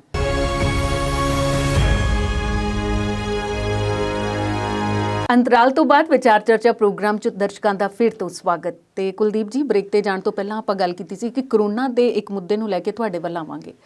ਬਈ ਕਰੋਨਾ ਦਾ ਸਾਰਾ ਸਿਸਟਮ ਤਾਂ ਬੜਾ ਹਾਈਟੈਕ ਤਰੀਕੇ ਨਾਲ ਚੱਲ ਰਿਹਾ ਹੈ। ਕੀ ਤੁਹਾਨੂੰ ਲੱਗਦਾ ਹੈ ਕਿ GPS ਵਾਲੀਆਂ ਗੱਡੀਆਂ ਦੇ ਵਿੱਚ ਵੀ ਹੇਰਾਫੇਰੀ ਹੋ ਸਕਦੀ? ਕਿਉਂਕਿ ਆਮ ਲੋਕਾਂ ਦਾ ਇਹ ਜਿਹੜੇ ਮਾਹਿਰ ਹੁੰਦੇ ਨੇ ਨਾ, ਉਹਨਾਂ ਨੂੰ ਲੱਗਦਾ ਹੈ ਕਿ ਜਿਹੜੀ ਵਧੀਆ ਚੀਜ਼ ਹੈ ਨਾ ਉਹ ਸਾਡੇ ਘਰ ਪਹਿਲਾਂ ਪਹੁੰਚ ਜਾਏ। ਤੇ ਇਦਾਂ ਦਾ ਵੀ ਕੋਈ ਹੈ ਕਿ ਉਹਦੇ ਮਤਲਬ ਆਪਣੇ ਪਰਿਵਾਰਾਂ ਨੂੰ ਪਹਿਲੇ ਇੰਜੈਕਸ਼ਨ ਲਵਾ ਲੈਣ ਤੇ ਬਾਕੀਆਂ ਦੀ ਵਾਰੀ ਬਾਅਦ 'ਚ ਆਏ? ਦੇਖੋ ਗੱਲ ਇਹ ਹੈ ਜੀ, ਐਕਸ਼ਨ ਅਸਲ ਵਿੱਚ ਜਿਹੜੀ ਗੱਲ ਹੈ ਨਾ ਕਿ ਟੀਕਾ ਕਿਨ ਪਹਿਲਾਂ ਲਵਾਉਣਾ, ਇਹ ਦੋ ਧਾਰੀ ਤਲਵਾਰ ਹੈ ਮੈਂ ਸਮਝਦਾ। ਇਹਨੂੰ ਇਸ ਤਰ੍ਹਾਂ ਨਾ ਦੇਖੋ ਕਿ ਇਹ ਕੋਈ ਬਹੁਤ ਵਧੀਆ ਚੀਜ਼ ਸਾਡੇ ਕੋਲ ਆ ਰਹੀ ਹੈ। ਟੀਕਾ ਲਵਾਉਣਾ ਡੇਂਜਰਸ ਵੀ ਹੈ, ਕਿਸੇ ਨੂੰ ਸੂਟ ਨਹੀਂ ਵੀ ਕਰ ਸਕਦਾ। ਇਸ ਦੀ ਉਦਾਹਰਨ ਅਨਿਲ ਵਿਜ ਨੇ, ਸਾਡੇ ਮੰਤਰੀ ਨੇ ਹਰਿਆਣੇ ਦੇ। ਹੋਰ ਵੀ ਇੱਕ ਬੰਦੇ ਦੀ ਮੌਤ ਹੋਈ ਹੈ। ਸੋ ਸੰਸ਼ੇ ਤੇ ਮਨ ਵਿੱਚ ਹੋਣਗੇ ਜਿੰਨੇ ਵੀ ਟੀਕਾ ਲਗਵਾਉਣਾ। ਮੈਂ ਦਾਅਵਾ ਕਰਦਾ ਬਹੁਤ ਸਾਰੇ ਲੋਕ ਅਜਿਹੇ ਹੋਣਗੇ ਜਿਹੜੇ ਕਹਿਣਗੇ ਕਿ ਅਸੀਂ ਨਹੀਂ ਲਵਾਉਣਾ, ਸਾਨੂੰ ਲੋੜ ਨਹੀਂ, ਸਾਨੂੰ ਸਾਡੇ ਲਾਇਆ ਹੋ ਨਾ। ਉਹਦੇ ਕਾਰਨ ਨੇ ਜਿਹੜੇ ਦੋ ਟੀਕੇ ਨੇ, ਕੋਵੀਸ਼ੀਲਡ ਤੇ ਕੋਵੈਕਸਿਨ। ਕੋਵੀਸ਼ੀਲਡ ਜਿਹੜਾ ਹੈ, ਜਿਵੇਂ ਗਰੇਵਾਲ ਸਾਹਿਬ ਨੇ ਦੱਸਿਆ ਕਿ ਬਾਹਰਲੇ ਅਲਾਇੰਸ ਦੇ ਨਾਲ ਉਹਨਾਂ ਦੇ ਨਾਲ ਇਹ ਭਾਰਤ ਵਿੱਚ ਰੀਪਰੋਡਿਊਸ ਕੀਤਾ ਜਾ ਰਿਹਾ। ਹੁਣ ਉੱਥੇ ਆਕਸਫੋਰਡ ਦਾ ਤੇ ਐਸਟਰਾਜੈਨੇਕਾ ਦਾ ਕੰਬੀਨੇਸ਼ਨ ਹੈ। ਉਹਨਾਂ ਵੱਲੋਂ ਟੀਕਾ 3 ਟਰਾਇਲ ਕੰਪਲੀਟ ਕਰਕੇ ਜਿਹੜਾ ਹੈ ਉਹ ਬਣਾਇਆ ਗਿਆ ਤੇ 70% ਕਾਰਗਰਤਾ ਜਿਹੜੀ ਇਹਦੀ ਤੀਸਰੇ ਟਰਾਇਲ ਵਿੱਚ ਉਹ ਮੰਨੀ ਗਈ ਹੈ। ਹੁਣ ਭਾਰਤ ਸਰਕਾਰ ਨੇ ਕੀ ਕੀਤਾ ਕਿ ਕੋਵੈਕਸਿਨ ਜਿਹੜਾ ਹੈ ਸੀਰਮ ਇੰਸਟੀਚਿਊਟ ਦੇ ਨਾਲ ਮਿਲ ਕੇ Indian Council of Medical Research ਵਾਲੇ ਬਣਾ ਰਹੇ ਨੇ। ਉਸ ਤੇ ਹਾਲਾਂਕਿ ਬਹੁਤ ਕੁਝ ਆਖਿਆ ਗਿਆ। ਮੋਦੀ ਸਾਹਿਬ ਨੇ ਵੀ ਆਪਣੇ ਤੌਰ ਤੇ ਇੰਟਰਸਟ ਲਿਆ, ਡਾਕਟਰ ਹਰਸ਼ਵਰਧਨ ਨੇ ਵੀ ਲਿਆ, ਪਰ ਉਹਦੇ ਬਾਰੇ ਅਜੇ ਡਾਊਟ ਨੇ। ਕਈ ਲੋਕ ਕਈ ਕੁਝ ਕਹਿ ਰਹੇ ਨੇ ਔਰ ਸ਼ਸ਼ੀ ਥਰੂਰ ਨੇ ਇਹ ਗੱਲ ਆਖੀ ਹੈ ਕਿ ਤੀਸਰੇ ਗੇੜ ਦੇ ਟਰਾਇਲ ਦੇ ਨਤੀਜੇ ਆਉਣ ਤੋਂ ਪਹਿਲਾਂ ਤੁਸੀਂ ਜਾਂ ਉਹ ਅੰਕੜੇ ਜਾਰੀ ਕਰਨ ਤੋਂ ਪਹਿਲਾਂ ਤੁਸੀਂ ਇਹ ਟੀਕਾ ਕਿਉਂ ਜਾਰੀ ਕਰਨ ਦੀ ਕਾਹਲੀ ਕਰ ਰਹੇ ਹੋ? ਤੇ ਉਹਦੇ ਜਵਾਬ ਵਿੱਚ ਇਹ ਆਖਿਆ ਜਾ ਰਿਹਾ ਕਿ ਰੂਸ ਨੇ ਵੀ ਸਪੂਤਨਿਕ ਜਾਰੀ ਕੀਤਾ ਸੀ, ਫਲਾਨ ਨੇ ਵੀ ਇਹ ਜਾਰੀ ਕਰ ਦਿੱਤਾ ਤੇ ਅਸੀਂ ਕਰ ਦਿੱਤਾ ਤੇ ਫਿਰ ਕੀ ਆ।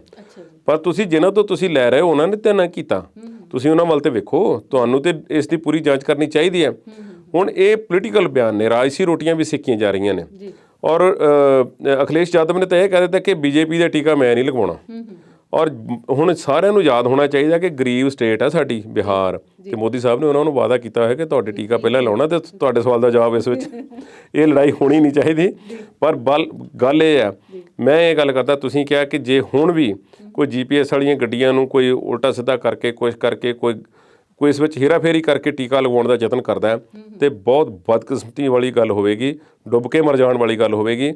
ਪਰ ਇਹ ਇੱਥੇ ਹੋ ਸਕਦਾ ਹੈ, ਪੋਸੀਬਲ ਹੈ। ਤੁਹਾਨੂੰ ਯਾਦ ਹੋਵੇਗਾ ਕਾਰਗਿਲ ਦਾ ਯੁੱਧ ਤੇ ਜਿਹੜੇ ਸ਼ਹੀਦ ਫੌਜੀਆਂ ਵਾਸਤੇ ਤਾਬੂਤ ਮੰਗਾਏ ਗਏ ਸਨ, ਉਹਨਾਂ ਦੇ ਵਿੱਚੋਂ ਵੀ ਪੈਸੇ ਖਾਧੇ ਗਏ ਸਨ। ਹੁਣ ਵੀ ਇਸ ਤਰ੍ਹਾਂ ਦੀਆਂ ਗੱਲਾਂ ਸਾਹਮਣੇ ਆਉਂਦੀਆਂ ਨੇ। ਸੋ ਇੱਥੇ ਇਹ ਵੀ ਚੱਲਦਾ ਤੇ ਇਹ ਵੀ ਹੋ ਸਕਦਾ, ਪਰ ਉਮੀਦ ਕਰੀਏ ਕਿ ਅਜਿਹਾ ਨਾ ਹੋਵੇ। ਇਹ ਬਹੁਤ ਸੀਰੀਅਸ ਮੈਟਰ ਹੈ। ਠੀਕ ਆ ਕਿ ਕਰੋਨਾ ਤੇ ਕਾਫੀ ਕੰਟਰੋਲ ਹੋ ਗਿਆ, ਪਰ ਫਿਰ ਵੀ ਟੀਕੇ ਦੀ ਲੋੜ ਹੈ ਜੀ। ਤੇ ਗਰੇਵਾਲ ਜੀ, ਕਰੋਨਾ ਤੋਂ ਬਾਅਦ ਆ ਜਾਈਏ ਬਰਡ ਫਲੂ ਵੱਲ। ਇਹਦੀ ਬੜੀ ਚਰਚਾ ਹੋ ਰਹੀ ਹੈ ਕਿ ਇੱਥੇ ਬਰਡ ਫਲੂ ਹੋ ਗਿਆ। ਇਹ ਕਿਹੋ ਜਿਹੀ ਸਥਿਤੀ ਬਣ ਗਈ ਹੈ ਇਸ ਵੇਲੇ? ਦੇਖੋ, ਬਰਡ ਫਲੂ ਦਾ ਇੱਕ ਤਾਂ ਕਰੋਨਾ ਨਾਲੋਂ ਥੋੜ੍ਹਾ ਜਿਹਾ ਡਿਫਰੈਂਸ ਹੈ ਜੀ। ਇੱਕ ਤਾਂ ਇਹ ਬੇਸਿਕਲੀ ਜਿਹੜਾ ਹੈਗਾ ਬਰਡਸ ਦਾ ਫਲੂ ਹੈ ਜੀ, ਤੇ ਇਹਦੇ 'ਚ ਹਜੇ ਜਿਹੜਾ ਇੰਡੀਆ ਦੇ ਵਿੱਚ ਪਾਇਆ ਜਾ ਰਿਹਾ ਹੈ, ਇਹ ਜ਼ਿਆਦਾ ਵਾਈਲਡ ਬਰਡਸ ਦੇ ਵਿੱਚ ਪਾਇਆ ਜਾ ਰਿਹਾ ਹੈ ਜੀ। ਹੈ ਤਾਂ ਇਹ 8-10 ਸਟੇਟਾਂ ਦੇ ਵਿੱਚ ਪਹੁੰਚ ਗਿਆ। ਪੰਜਾਬ ਦੇ ਆਲੇ ਦੁਆਲੇ ਤਾਂ ਸਾਰੀਆਂ ਸਟੇਟਾਂ 'ਚ ਹੀ ਆ ਗਿਆ। ਹਰਿਆਣੇ 'ਚ ਵੀ ਹੈ, ਹਿਮਾਚਲ 'ਚ ਹੈ, ਰਾਜਸਥਾਨ 'ਚ ਹੈ, ਫਿਰ ਗੁਜਰਾਤ 'ਚ ਹੈ, ਮੱਧ ਪ੍ਰਦੇਸ਼, ਮਹਾਰਾਸ਼ਟਰ ਤੇ ਕੇਰਲਾ ਦਾ ਚਲੋ ਪੰਜਾਬ ਤੋਂ ਦੂਰ ਹੋ ਜਾਂਦੇ ਆ। ਦਿੱਲੀ ਵੀ ਹੁਣ ਪਹੁੰਚ ਗਿਆ ਤੇ ਇਹ ਸਾਰੇ ਪਹੁੰਚ ਗਿਆ। ਪੰਜਾਬ ਹਜੇ ਤੋਂ ਬਚਿਆ ਹੋਇਆ। ਇਹਦੇ 'ਚ ਇੱਕ ਤਾਂ ਇਹ ਮਾਈਗ੍ਰੇਟਰੀ ਬਰਡਸ ਜਿਹੜੇ ਇਹਨਾਂ ਦਿਨਾਂ ਦੇ ਵਿੱਚ ਸਾਈਬੇਰੀਆ ਤੋਂ ਤੇ ਹੋਰ ਠੰਡੇ ਇਲਾਕਿਆਂ ਤੋਂ ਆਉਂਦੇ ਆ, ਮੋਸਟਲੀ ਉਹਨਾਂ ਤੋਂ ਇਹ ਆਉਂਦਾ ਹੈ। ਤੇ ਪਰ ਇਹਦੇ ਜਿਹੜੀ ਮੇਨ ਹੈ, ਇਹ ਹਿਊਮਨ ਨੂੰ ਬਹੁਤ ਘੱਟ ਹੁੰਦਾ ਹੈ। ਹਾਲਾਂਕਿ 1997 ਤੋਂ ਬਾਅਦ ਪਾਉਣਾ ਸ਼ੁਰੂ ਹੋ ਗਿਆ ਸੀਗਾ। ਪਹਿਲਾਂ ਹਾਂਗਕਾਂਗ ਦੇ ਵਿੱਚ ਪਾਇਆ ਗਿਆ ਸੀ 1997 'ਚ, ਉਸ ਤੋਂ ਬਾਅਦ ਹੋਰ ਵੀ ਇੰਡੀਆ 'ਚ ਵੀ ਆਇਆ, ਪਰ ਇੰਨਾ ਜ਼ਿਆਦਾ ਨਹੀਂ ਹੁੰਦਾ। ਇੱਕ ਹਿਊਮਨ ਟੂ ਹਿਊਮਨ ਟਰਾਂਸਫਰ ਨਹੀਂ ਹੁੰਦਾ। ਇਹ ਟਰਾਂਸਫਰ ਜਿਹੜਾ ਦਾ ਕੈਰੀਅਰ ਹੈ ਉਹ ਬੇਸਿਕਲੀ ਬਰਡਸ ਨੇ। ਪਰ ਐਤਕੀ ਜਿਹੜਾ ਇਹ ਹੈਗਾ, ਇਹ ਹਜੇ ਪੋਲਟਰੀ 'ਚ ਵੀ ਬਹੁਤ ਘੱਟ ਆਇਆ ਹੈ। ਮੇਨਲੀ ਹਜੇ ਇਹ ਵਾਈਲਡ ਬਰਡਸ 'ਚ ਹੈ, ਕਿਉਂਕਿ ਪਹਿਲਾਂ ਇਹਦਾ ਖਤਰਾ ਤਾਂ ਜ਼ਿਆਦਾ ਹੁੰਦਾ ਸੀ ਵੀ ਉਸ ਵਕਤ ਇਹਦੀ ਵੈਕਸੀਨੇਸ਼ਨ ਨਹੀਂ ਸੀਗੀ। ਹੁਣ ਜਿਹੜੇ ਪੋਲਟਰੀ ਬਰਡਸ ਨੇ ਉਹਨਾਂ ਨੂੰ ਆਮ ਤੌਰ 'ਤੇ ਇਹਦੀ ਵੈਕਸੀਨ ਲੱਗ ਜਾਂਦੀ ਹੈ, ਪਰ ਫਿਰ ਵੀ ਕਦੇ ਕਦੇ ਇਹ ਪੋਲਟਰੀ ਫਾਰਮ 'ਚ ਆ ਜਾਂਦਾ ਹੈ।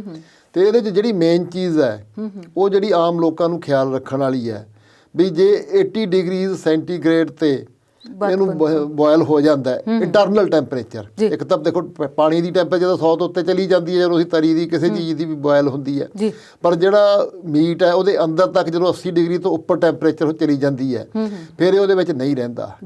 ਇਸ ਕਰਕੇ ਜਿਹਨੇ ਵੀ ਖਾਣਾ ਬਿਲਕੁਲ ਪ੍ਰੋਪਰਲੀ ਕੁਕਡ, ਜਿਹੜੇ ਅਸੀਂ ਖਾਂਦੇ ਹਾਂ ਮੀਟ ਪੋਲਟਰੀ ਦਾ, ਜਾਂ ਐਗਜ਼ ਨੇ ਜਿਹੜੇ, ਉਹ ਵੀ ਹਾਫ ਬੋਇਲਡ ਜਾਂ ਅੱਧੇ ਕੱਚੇ ਜਿਹੜੇ ਹੈਗੇ ਉਹ ਨਹੀਂ ਖਾਣੇ ਚਾਹੀਦੇ। ਉਹ ਪਕਾ ਕੇ ਖਾਂਦੇ ਆ ਤਾਂ ਇਹਦੇ 'ਚ ਜਿਹੜਾ ਹੈਗਾ ਡੇਂਜਰ ਨਿਗਲੀਜੀਬਲ ਹੈਗਾ, ਹੈ ਹੀ ਨਹੀਂ ਕਹਿ ਸਕਦੇ ਆ। ਪਰ ਜੇ ਕੱਚੇ ਖਾਵਾਂਗੇ ਜਾਂ ਪੋਲਟਰੀ ਦੇ ਨਾਲ ਲਾਈਵ ਦੇ ਨਾਲ, ਜਿਹੜੇ ਪੋਲਟਰੀ ਫਾਰਮਰਸ ਨੇ ਉਹਨਾਂ ਨਾਲ ਲਾਈਵ ਬਰਡਸ ਦੇ ਨਾਲ ਕੰਟੈਕਟ ਹੈਗਾ, ਉਹ ਖਿਆਲ ਰੱਖਣ ਵਾਲਾ ਹੈ, ਜਾਂ ਜਿਹੜੀਆਂ ਲੇਕਸ ਵਗੈਰਾ ਨੇ ਉਹਨਾਂ ਤੇ ਬਹੁਤ ਖਿਆਲ ਰੱਖਣ ਦੀ ਲੋੜ ਹੈ, ਕਿਉਂਕਿ ਉਹਨਾਂ 'ਚ ਇਹ ਸਭ ਤੋਂ ਜ਼ਿਆਦਾ ਫੈਲਦਾ ਹੈ। ਕਿਉਂਕਿ ਜਦੋਂ ਡ੍ਰੌਪਿੰਗਸ ਉਹਦੇ ਵਿੱਚ ਜਾਂਦੀਆਂ ਨੇ ਲੇਕ ਦੇ ਪਾਣੀ 'ਚ, ਤਾਂ ਉਹ ਸਾਰਾ ਪਾਣੀ ਵੀ ਉਹਦੇ ਨਾਲ ਜਿਹੜਾ ਹੈ ਕੰਟੈਮੀਨੇਟ ਹੋ ਜਾਂਦਾ। ਉਹ ਇਸ ਕਰਕੇ ਲੇਕਸ ਤੋਂ ਬਹੁਤ ਛੇਤੀ ਇਹ ਫੈਲਦਾ, ਉਹਨਾਂ ਦਾ ਖਿਆਲ ਰੱਖਣਾ ਜ਼ਿਆਦਾ ਜ਼ਰੂਰੀ ਹੈ।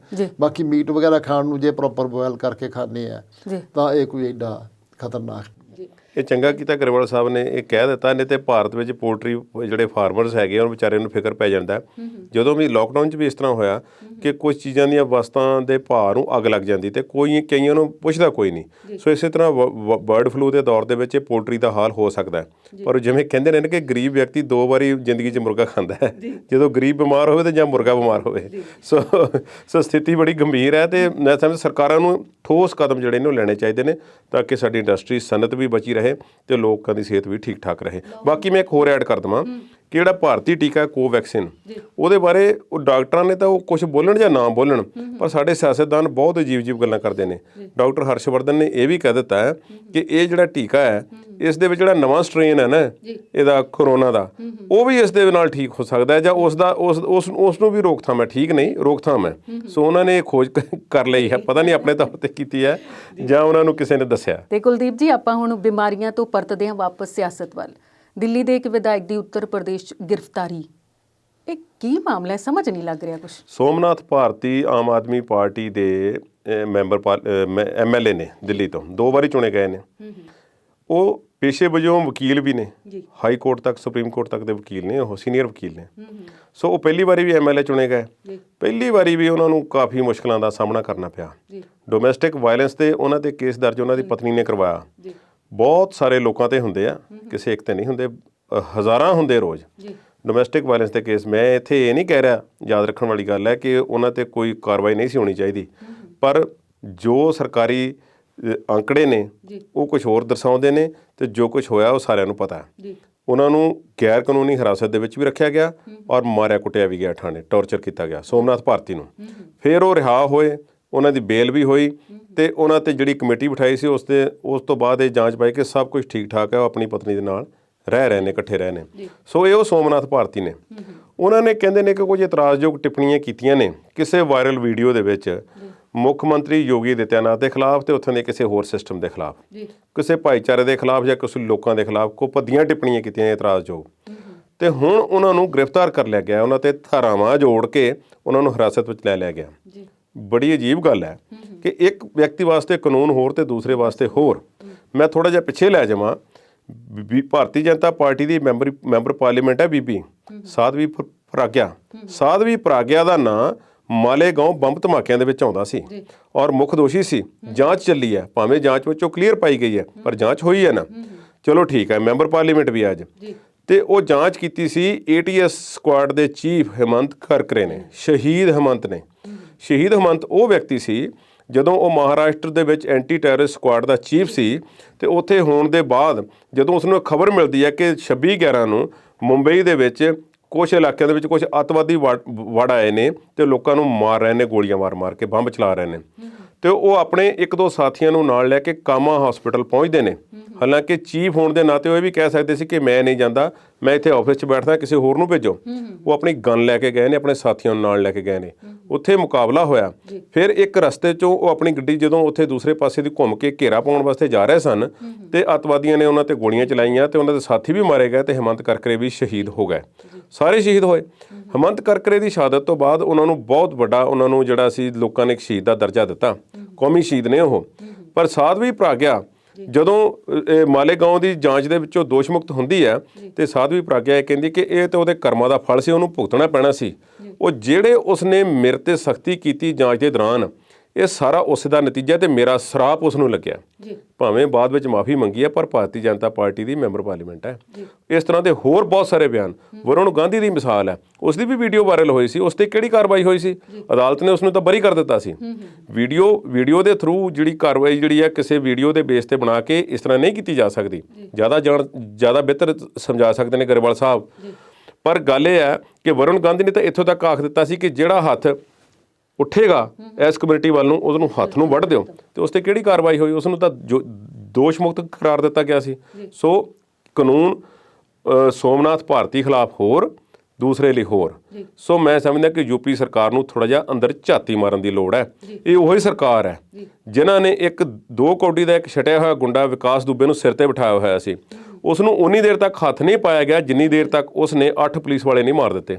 ਤੇ ਫਿਰ ਜਿਸ ਤਰ੍ਹਾਂ ਉਹਨੂੰ ਲਿਆ ਕੇ ਉਹਦਾ ਐਕਸੀਡੈਂਟ ਹੋ ਗਿਆ, ਕਰਵਾ ਦਿੱਤਾ, ਤੁਸੀਂ ਸਾਰੇ ਜਾਣਦੇ ਹੋ। ਤੇ ਮਸਲੇ ਤਾਂ ਹੋਰ ਵੀ ਨੇ ਜਿਨ੍ਹਾਂ ਤੇ ਵਿਚਾਰਾਂ ਕਰਨੀਆਂ ਬਣਦੀਆਂ ਨੇ, ਪਰ ਇਸ ਵੇਲੇ ਵਿਚਾਰ ਚਰਚਾ ਪ੍ਰੋਗਰਾਮ ਦਾ ਸਮਾਂ ਖਤਮ ਹੋ ਗਿਆ। ਸੋ ਮਹਿੰਦਰ ਸਿੰਘ ਗਰੇਵਾਲ ਜੀ ਤੇ ਕੁਲਦੀਪ ਸਿੰਘ ਹੀਰ ਜੀ, ਤੁਹਾਡਾ ਸਟੂਡੀਓ 'ਚ ਆਉਣ ਲਈ ਬਹੁਤ-ਬਹੁਤ ਧੰਨਵਾਦ। ਸੋ ਦਰਸ਼ਕਾਂ ਦਾ ਵੀ ਧੰਨਵਾਦ ਕਰਦੇ ਹਾਂ ਵਿਚਾਰ ਚਰਚਾ ਪ੍ਰੋਗਰਾਮ ਦੇ ਇਸ ਅੰਕ ਨਾਲ ਜੁੜਨ ਲਈ। ਅਗਲੀ ਵਾਰ ਫਿਰ ਤੋਂ ਤੁਹਾਡੇ ਨਾਲ ਹੋਏਗੀ ਮੁਲਾਕਾਤ। ਉਦੋਂ ਤੱਕ ਲਈ ਸਤਿ ਸ਼੍ਰੀ ਅਕਾਲ।